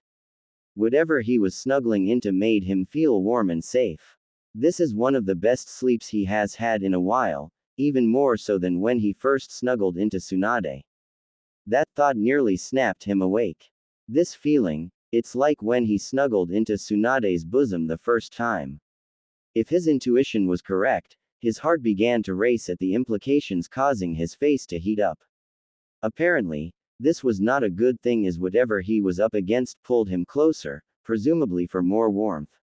With the comforting grip that was around him, Naruto resigned himself to the punishment he was set to receive. It would be around another hour before Shizune would wake both her sensei and their shared pupil. Shizune approached the sleeping blondes. After seeing the two cuddling for 2 weeks now, the sight no longer was surprising to her as the first time she saw it. "Tsunade-sama, Naruto-kun, it's time to wake up. The buffet is closing soon," she told the sleeping blondes. 5 more minutes, Shizune," said Tsunade, sounding like she was nursing a hangover. Was Naruto's input. Shizune giggled behind her sleeve before she picked up Taunton and used her to nudge the two sleeping blondes. Taunton, getting the hint, used her nose to nudge the two blondes awake. Tsunade was the first to wake, and with her jostling, Naruto was woken up. The groggy blondes met eye to eye, causing the two to blush, though neither was quick to separate. Giving the younger of the two blondes a head rub, Tsunade sat up with Naruto before encouraging him to get dressed so they could start the day. The three, plus Piglet, arrived at their usual training area, though admittedly later than usual. This was due to two blondes wanting to sleep in, though Shizune couldn't help but feel a little jealous at the budding couple. "Alright Naruto, since we are late for our usual training, we are going to be doing things a little differently today. We will be focusing on the manipulation of your chains. From what I remember of your Ka-chan and my Ba-chan using them, it was equal parts chakra control, which we have been doing and probably allowed you to spawn them and concentrate to control them. Both Kushina and Mito could alter their movements so that if an opponent dodged their chains, they could have the chain move to follow them or even stop them to make sure an ally wouldn't be harmed." Naruto was in awe of his Ka-chan's skill and his grand dance. No matter, to hear their prowess with their chains, and was giddy to get started to surpass his family members. "Now to start your training, we will have you use 1 to 2 chains at a time, having them move in sync before we have you try to move them independently. The next step will be to have you walk while they are acting, since keeping you stationary will make you a sitting duck." Naruto barely managed to keep his excitement contained. If not for his prior training with Tsunade, he would be shouting and bouncing around until she clobbered him. Now, however, he was giddy to get started without doing something that would make a scene. It was a few hours of training before lunch was called. As per the new norm, Naruto was sitting closer to Tsunade as the four partook of their lunch. "You're doing great with your training, Naru," commented Tsunade. Naruto let out a sigh. "I guess, but so far, I can only get 2 chains to go in one direction. I can't get them to do separate actions," complained Naruto. Tsunade rubbed Naruto's head to comfort him. "Don't worry about that for now. I mean, you were able to use your chains to lift a log and move it to the other side of the river with barely any damage. Not any easy feat for someone who has just unlocked their Kekkei Genkai," praised Tsunade. Naruto's smile came back with her praise. Well, the day's not over. You'll see by the end of the day. I'll be able to have them move separately. Datbeo cheered Naruto. Tsunade's smile grew from his declaration. I have no doubt, she told him. The middle of the week was closing fast. Naruto had kept his word to Tsunade, being able to create two chains that were capable of operating independently of each other. This success was met with high praise from both Tsunade and Shizune while Taunton was clapping for his success. This led to an event that surprised both older women. Naruto-kun, you've been working really hard these past few weeks, so tomorrow is going to be a rest day. Naruto looked to Tsunade curiously. But why Tsunade-chan? Tsunade gave the young blonde a small smirk. Because Naruto-kun, taking rest days are important for proper recovery. This doesn't mean we will be doing this often, however I think you earned one after such amazing progress, she told him happily. Naruto smiled back as he listened to her explanation. Shizune was happy for her master. She saw the progress Tsunade was making in improving her emotional health thanks to the younger blonde. Having an idea, Shizune made a suggestion. Naruto-kun, Tsunade-sama. Why don't you two spend the day together? The Ravenet said happily. Thinking of the idea, Naruto was all too excited to agree as he always wanted someone to spend a day with since everyone else he knew was almost always busy leaving him by himself. As Naruto was excitedly agreeing with Shizune's suggestion, Tsunade was mulling over the suggestion. While initially she wanted to refuse, she couldn't help but notice feelings she had been having for a while now made themselves known again. It also didn't help she looked into Naruto's sparkling yet pleading eyes, which destroyed whatever excuse she could have come up with. She was given one final push by Shizune, who noticed the indecisiveness the older blonde was feeling. Oh, come now, Tsunade-sama, surely one day of relaxation will do no harm. After all, a day off can do wonders for recovery. Tsunade, now being pressed by her apprentice, was not sure how to handle the situation. While she could continue to deny the suggestion, it would make her feel conflicted. Within her were two sides, her fears saying that if she allowed another besides Shizune to get close that she would be hurt once more, and the other pushing her to accept someone once more into her life. Letting out a resigned sigh, Tsunade agreed to spend the day with Naruto. Alright Naruto, we can spend the day together tomorrow. Naruto couldn't help but smile happily at Tsunade's agreement, causing him to cry out happily and bounce around like when the two older women first met him. His cheer got him a smile from Shizune, who was also happy that her master agreed to spend the day with Naruto. She knows that Tsunade has been making stride with her emotional pain since being around Naruto, but if this goes well then maybe her heart can finally be healed. Tsunade on the other hand had different feelings on the matter. I hope that I do not regret this. I don't think I can take another loss of someone I get close to, thought a worried Tsunade. Before Naruto could get too into his happy cheering, Tsunade laid down a condition for their outing. Hey, Naruto, called Tsunade, getting the younger blonde's attention. When we go out tomorrow, I will be doing so under a partial henge. This completely stunned the boy. He couldn't figure why she would do that. Unless she didn't want to be seen with him. Before these thoughts could take hold, Tsunade explained herself. As you know, I am a celebrity across the village, and if people see me across the village, then we will have no privacy to ourselves, which will spoil the mood as people interrupt us to talk to me. If we are going to spend the day together relaxing, then I want it to be just us and no one spoiling the mood by trying to get in the middle of us. Hearing her explanation sort of lifted his spirit. At least she wasn't embarrassed to be seen with him in public. That being said, she continued, I will be only changing my hair color and hiding the mark on my forehead. I realize how bad it would be for me to hide my appearance when we are supposed to spend the day together, she stated with a smile. With the day coming to a close, the trio and Piglet made their way back to the hotel. By the way, stated Tsunade, after your shower this evening I want to check your progress on the seal I told you to start making on your forehead. Your chakra control and super strength training hasn't appeared to be hampered by the multiple areas you are channeling chakra to, but I want to see how far along you are with it. Naruto gave an affirmative nod. He, well, that's because I have the best senseis as well as the prettiest, replied a cheerful Naruto. Tsunade found a light dusting of pink coloring her cheeks at the compliment. Luckily Naruto had his eyes closed so he failed to notice, though Shizune and Tonton were not so oblivious. Once Naruto's chakra control was at a desired level, as well as learning he was family, Tsunade had begun Naruto's instruction in one of her other original jutsu that used the Byakugo on-in of the Uzumaki clan, Sozo Seisei.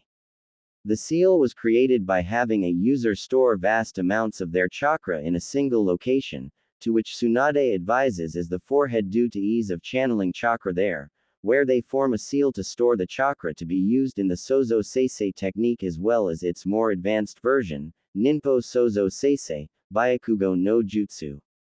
While using either would shorten the lifespan of the user, with the Kyuubi's chakra providing assistance. Tsunade theorized that he will not be affected by the adverse effects of using the jutsus, though Naruto was still a ways away from using the Ninpo Sozo Seisei, Byakugo no Jutsu. Also with his incredible reserves, despite only channeling chakra for a few days, he should have a fully formed seal by the end of the week. The morning came all too soon for the sleeping blondes, though unlike usual, Naruto was eager to start the day and enjoy it with Tsunade. Tsunade herself, on the other hand, was trying to stay in bed with her blonde cuddle buddy. Come on Tsunade-chan, Naruto loudly whispered from between her valley, we can't sleep the day away. Tsunade in response to Naruto's words merely rolled the two over so the sun was not peeking into her eyes. Just go back to sleep Naru, whispered a sleeping Tsunade. Really wanting to get their day started, Naruto had no idea what to do and was hoping Shizune would help him as he could hardly move to flail around, and he really didn't want to make any moves that could get him seen as a pervert. Sadly, Shizune did not help him as she too decided to sleep in. Seeing no way out of his situation, Naruto fell back to sleep in Tsunade's arms for another hour or two until the older blonde woke up. Tsunade let out a yawn as she awoke. Curious about the time, Tsunade looked towards the digital clock on one of the nightstands near her bed. Seeing it was nearing the afternoon, she attempted to wake the younger blonde. Hey, Naruto, said awaking Tsunade as she shook his shoulder while releasing her hold on him. I thought we were going to spend today together, she reminded him. This jolted the younger of the two awake, causing him to blink his eyes wearily as he stretched and said, Good morning Tsunade-chan. Good morning Naruto-kun. Don't stay in bed too long. As much as that is one way of taking a rest day, you wouldn't want to oversleep and feel sluggish when we get back to training, right? She asked the droopy-eyed blonde. The words registering in his head, Naruto hopped up like he was struck with caffeine. That's right. I need to get dressed so I can take you out to the best ramen stand in the world, proclaimed an excited Naruto as he moved with the speed she had come to expect from the boy she was running ragged for over half a month. Tsunade couldn't help but let out a sigh as she too got out of bed. It would seem her young student had already decided on their first activity of the day. When the two were ready for the day, and Gama-chan tucked into his pocket, Naruto and Tsunade set out for Naruto's desired destination. For the henge Tsunade chose to use, she gave herself bright red hair while letting it flow down rather than tying it like she usually would. She also hid her Byakugo seal as that was the other distinguishing marker she had. Naruto himself thought that she was more beautiful with her hair down like she had it. As they reached the streets of Konoha, Naruto took Tsunade by the hand and quickly led Tsunade to his favorite ramen stand. As the two made their way to Ichiraku Ramen, some of the citizens they passed were questioning who the red-headed woman was. Naruto in the meantime had the largest smile on his face while his hands were folded behind his head. He was happy that he was having his first hangout with someone who made time for him, showing that they cared about him. Tsunade was a nervous wreck on the inside. She was worried that if she enjoyed her time with Naruto that she could lose another she cares about. However, Naruto was able to move her mind off such a morbid thought with his cheery attitude. When the two reached the small stand, Naruto called out, "Hey Oji-san, I hope you kept the ramen warm because I'm looking forward to the food of Kami." Tuki, the owner of the stand, turned to the person who called out to him. When he saw the young blonde he had fed since he was small, he called back to him. "Hey Naruto, where have you been? I was beginning to think you didn't like our ramen anymore." Naruto scratched the back of his head in embarrassment. He, sorry Tuki Oji-san. I've been training with Su-chan here," he exclaimed while pointing at a Hang Tsunade. Looking to the person he was pointing to, Tuki saw a beautiful woman standing next to his best customer. Putting his hand forward for a handshake, "Ah, well, it is great to meet you, Su-san. Hope this little guy hasn't been too bad for you. I know he can be a bit of a handful," laughed Tuki. Naruto grumbled in response with his arms crossed and looking down. "Not really. In fact, he has been a fantastic student," praised Tsunade, getting both men's attention. "He gives his all in everything I teach him. Even when he doesn't understand, he has been willing to ask questions so he can better himself. In fact, he has even taken to learning Fuinjutsu and Iryo Ninjutsu very well for someone who had just began learning the arts," praised Tsunade as she rubbed Naruto's head affectionately. Naruto smiled at Tsunade's praise while a light dusting of pink appeared on his cheeks. Hearing the name of the young blonde, Tuki's daughter, Ayame, came from the back to meet her Otudo. "Hey Naruto," she called cheerfully, "it's great to see you. Have you gotten taller?" Naruto grinned at his Oni-chan. Yep. It's all thanks to Su-chan. She got me eating healthier to help me as a shinobi. Tsunade nodded at his words, proud that he remembered what she taught him. "Yep. What was it I told you?" Naruto grinned as he replied, "That a good shinobi eats a balanced diet to be strong." "Well, it's great to have you back," cheered Ayame. "So is this a free day, as one on a diet would put it?" Naruto cheerfully responded with the biggest smile any of them had ever seen, "Yep. It's a free day. And Su-chan agreed to spend the whole day with me," cheered Naruto. Tuki and Ayame looked at the pair and couldn't help but smile. Ever since they had known the boy, he hadn't really gotten to spend a whole day with anyone who didn't have to do so as an obligation. Normally he would spend most of his days alone unless he happened to run into someone he knew, and even then, they wouldn't spend all that much time with the boy like they would with their friends. "Well, since this is a free day, what can I get you too?" asked a cheerful Tuki. "I'll have one pork ramen with extra cutlets to start." "I'll have a miso ramen with extra," Naruto said Tsunade with a grin while Tuki and Ayame had a laugh at Tsunade's words. Alright, I'll get those right out," responded Tuki. Naruto and Tsunade took their seats on the stools as they waited for their ramen. The pair spent their time in the ramen stand regaling each other with some of their mission stories. The few stories that Tsunade regaled him with were the ones that the history texts that Shizunen herself had gone over with him didn't mention. She talked about how his team was similar to hers, though she never had feelings for Team's Rookie of the Year. She was very careful not to use names to keep her identity a secret, for now. Tsunade told Naruto about the time when she and her team were pinned down by some Iwa shinobi. One wanted to leave the injured teammate behind so they could escape, but she argued with him the entire time she was healing her injured teammate. She even went out of her way to threaten to kill him since he was talking like an enemy. Naruto was in awe of Tsunade's resolve, raving about how amazing she was to save her teammate while standing up to the other, which made Tsunade happy, while a secondary feeling of happiness could be felt as she was praised by Naruto. Naruto then took his turn and told her about how he befriended Konohamaru, which got him a punch to the head for making his perverted jutsu, even if she had to admit that it did work. He also told Tsunade of his mission to Wave. Tsunade held her breath each time when he mentioned when he nearly died on the mission. It was the time that he was nearly killed by the demon brothers, the time he was punted by Zabuza, and held in Haku's mirrors.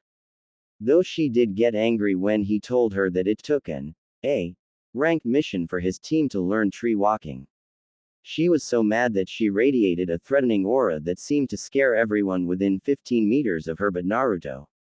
He told her about Inari's rant about how he didn't know about suffering. What really got under his skin was that he spent his time crying rather than pushing forward. Tsunade internally winced at that. She was much the same way before she met Naruto. Drowning her sorrows in alcohol and gambling before she met Naruto. He then told her about how he heroically saved Inari and Tsunami from two brutes that tried to kidnap them. Then he told her about the fight on the bridge and how he thought he lost Sasuke.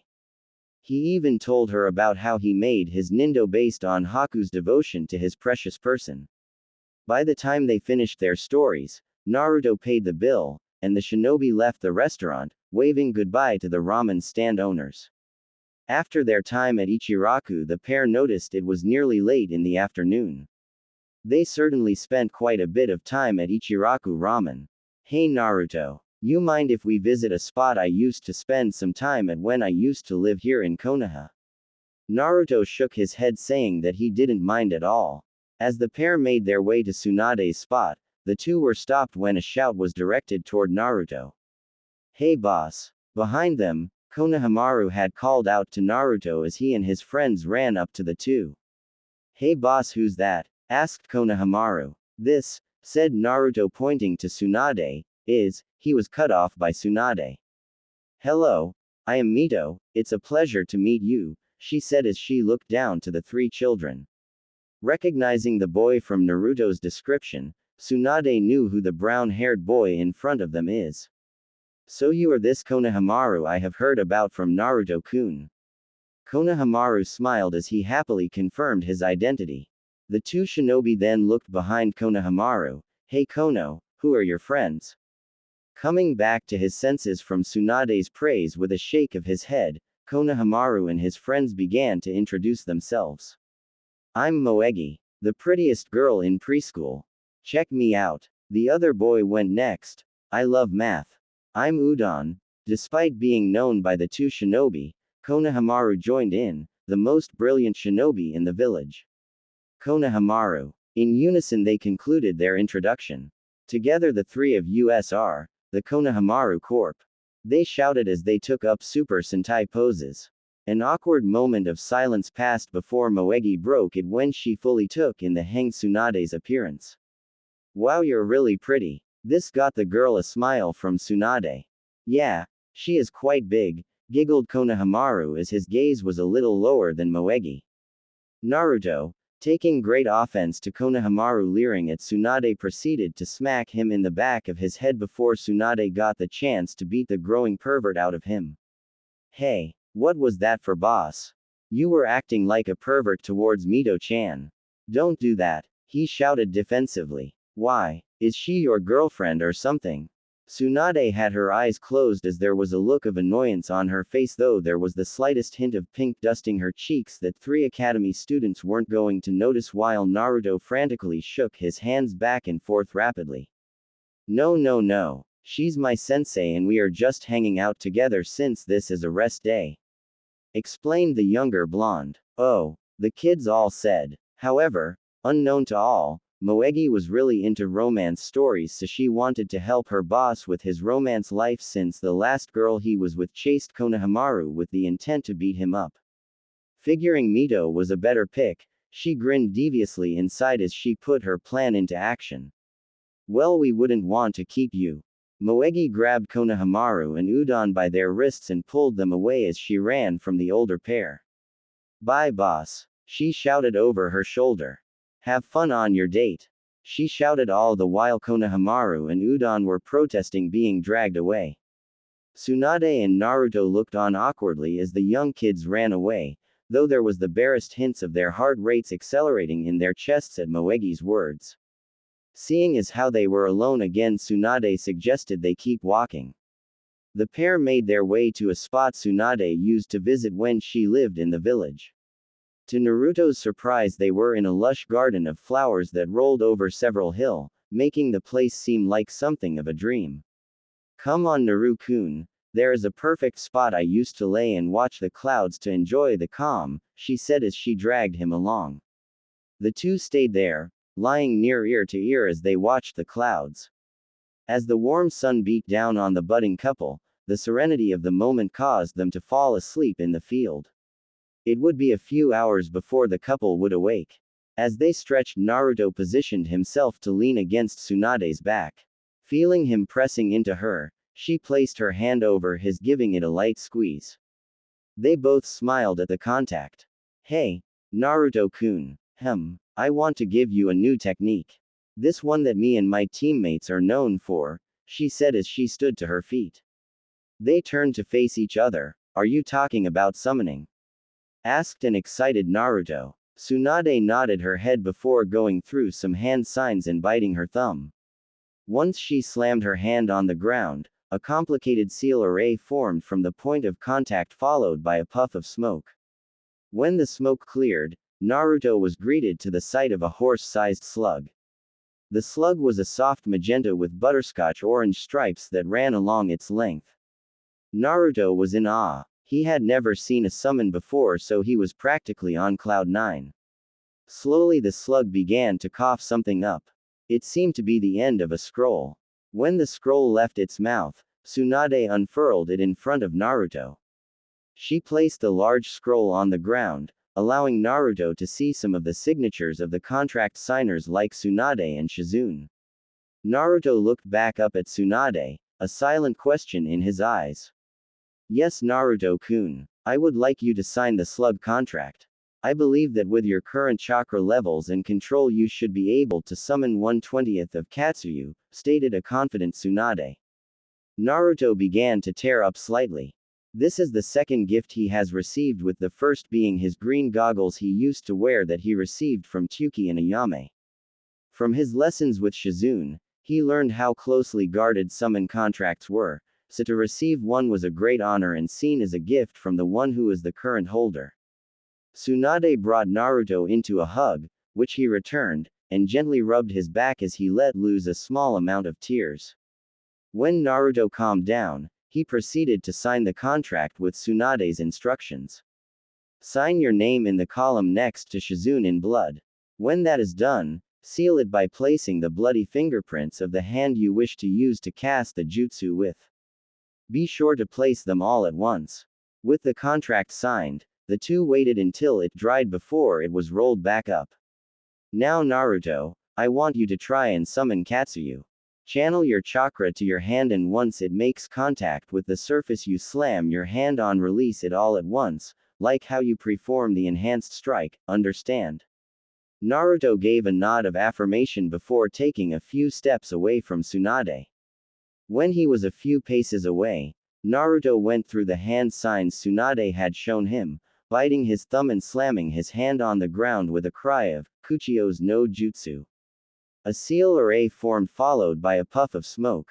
When it cleared, Naruto was standing atop a Katsuyu that was 1/20th her full size. Naruto looked down to see his success. He let out a loud cheer while Tsunade looked up with a smile, happy that Naruto succeeded. She touched the gem around her neck. Maybe, just maybe, she thought.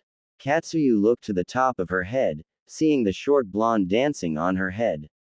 You must be the new summoner, she said, causing Naruto to stop his dancing and address Katsuyu. Yeah, I am. It's great to meet you, Katsuyu. I am happy to see Tsunade-sama is opening to others and taking another apprentice. Yeah, she's great, praised Naruto with a wide grin. Tsunade herself couldn't hear Naruto's response, but if she guessed his answer to Katsuyu's question, it made her smile. Well, I look forward to working with you. Call me when you have need of me, Naruto-san. When you have a free moment, you may also call me so I may go over the abilities I possess with you, or you can ask Tsunade-sama if you wish. Naruto gave it a thought before Tsunade spoke up. Sorry Katsuyu, but that lesson will have to wait for tomorrow. He needs his rest so that he may give his all in his training for the Chunin exam finals that are set a week and a half away, spoke Tsunade. Katsuyu looked down towards Tsunade. Of course, Tsunade-sama. I apologize if I am taking up your time, apologized Katsuyu. Do not worry about it, Katsuyu. You have nothing to apologize for. We called you and I am happy that Naruto-kun was able to summon you at the same size I can. Katsuyu noticed Tsunade's smile. I am happy to see you smile again, Tsunade-sama, thought Katsuyu. Very well, Tsunade-sama. Please call for me when you have need of me, said Katsuyu as she bowed, letting Naruto off before she went back to Shikatsu Forest. Naruto looked up at Tsunade, the biggest smile on his face. Tsunade returned the smile with one of her own before pulling him into a hug, which he returned. You did great, Naruto-kun. You pulled off a feat that not many can emulate, she praised.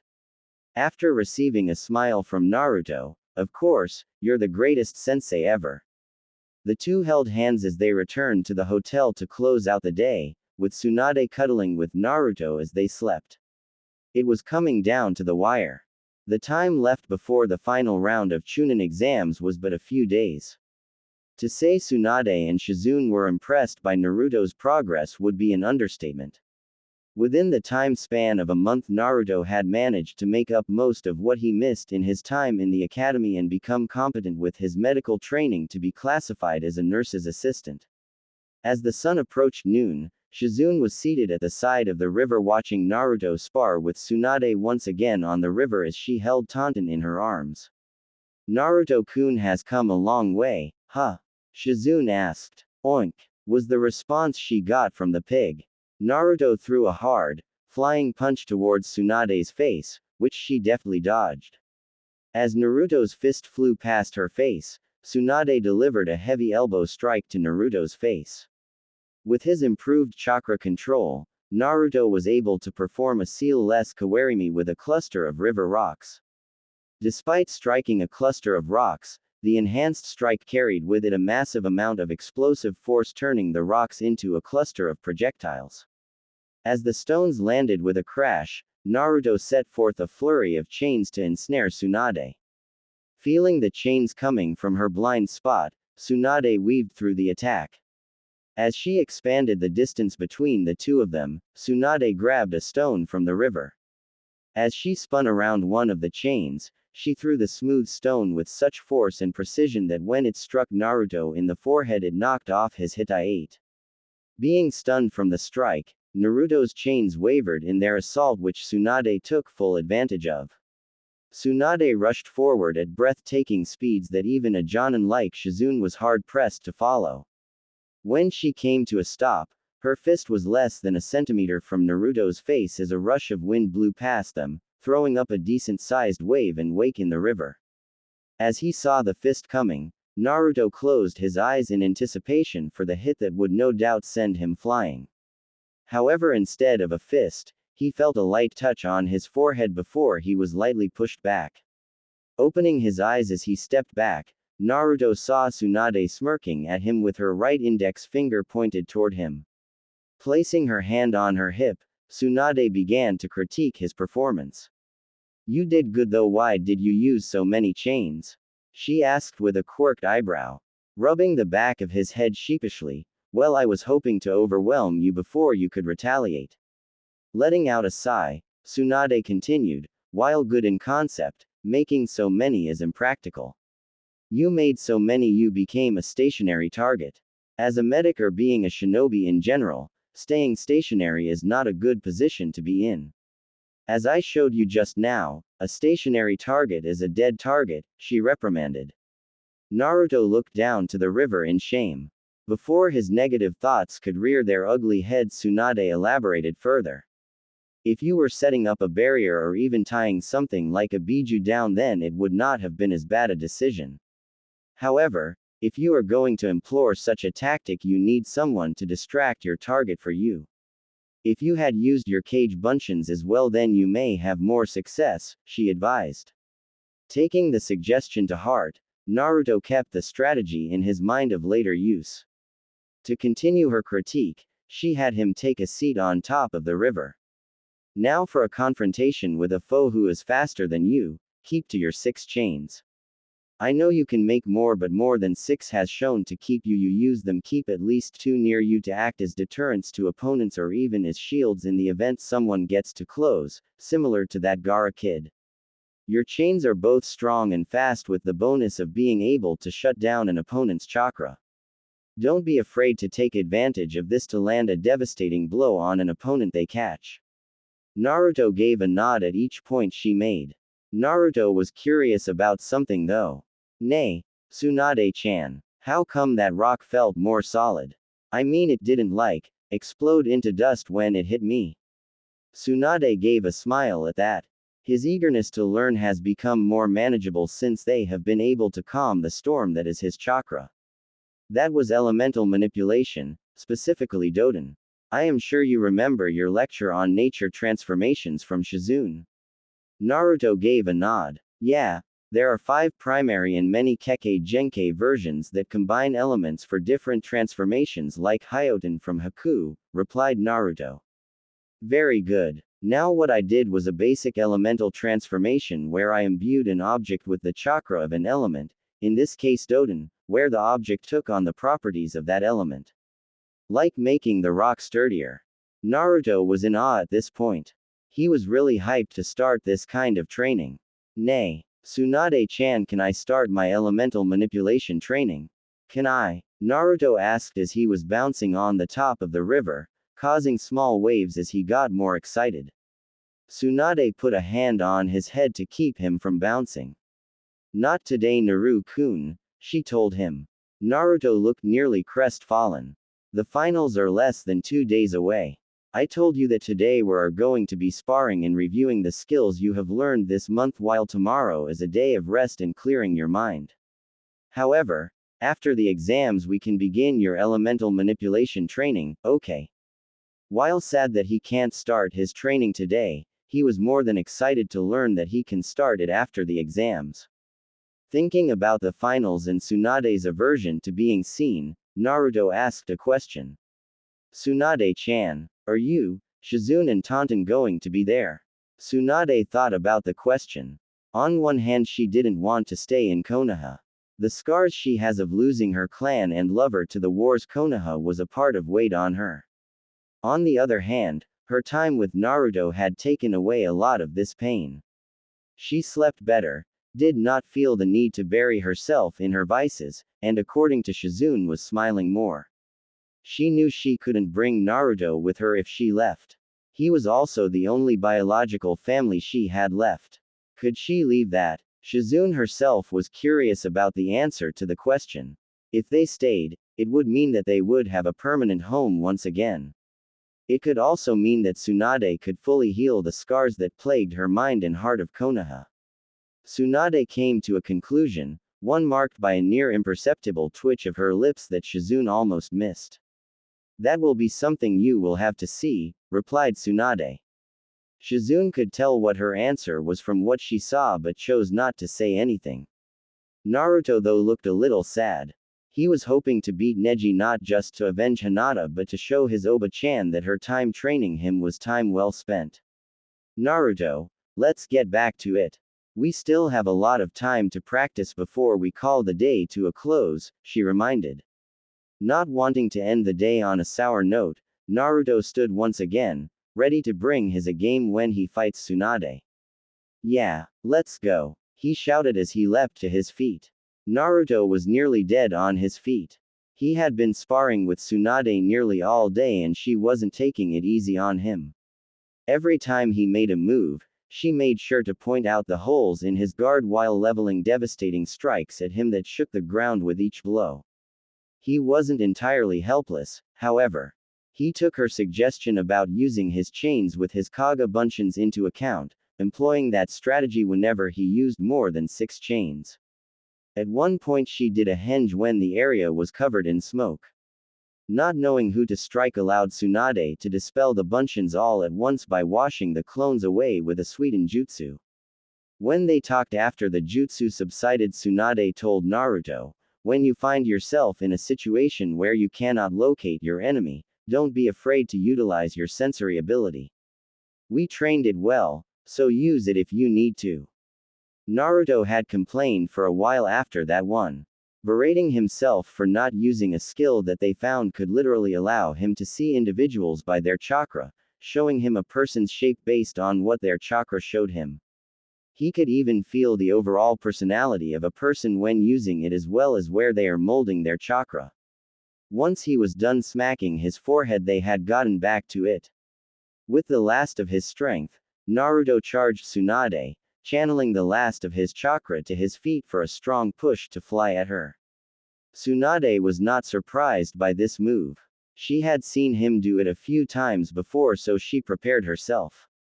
Instead of launching a punch, Naruto threw an upward kick. Though surprised, Tsunade reacted quickly by blocking low before forcing his foot down to the water. She followed up with a quick finger strike to his forehead, knocking his Hittite off once again. As tired as he was, he could only brace himself for the incoming strike. Instead of being struck, he felt something being placed around his neck. Opening his eyes, he saw Tsunade bent down in front of him, bringing the two face to face. She gave him a heartfelt smile before placing a hand over his chest. It was then he felt something hard being pressed on his chest. Before he could look down, Tsunade spoke to him. "Remember this, Naruto, I am trusting you with this. I believe in you," she told him. Naruto looked at her with wide eyes, but she wasn't done talking. "You are a fine man. I'm sure you will be a great Hokage too."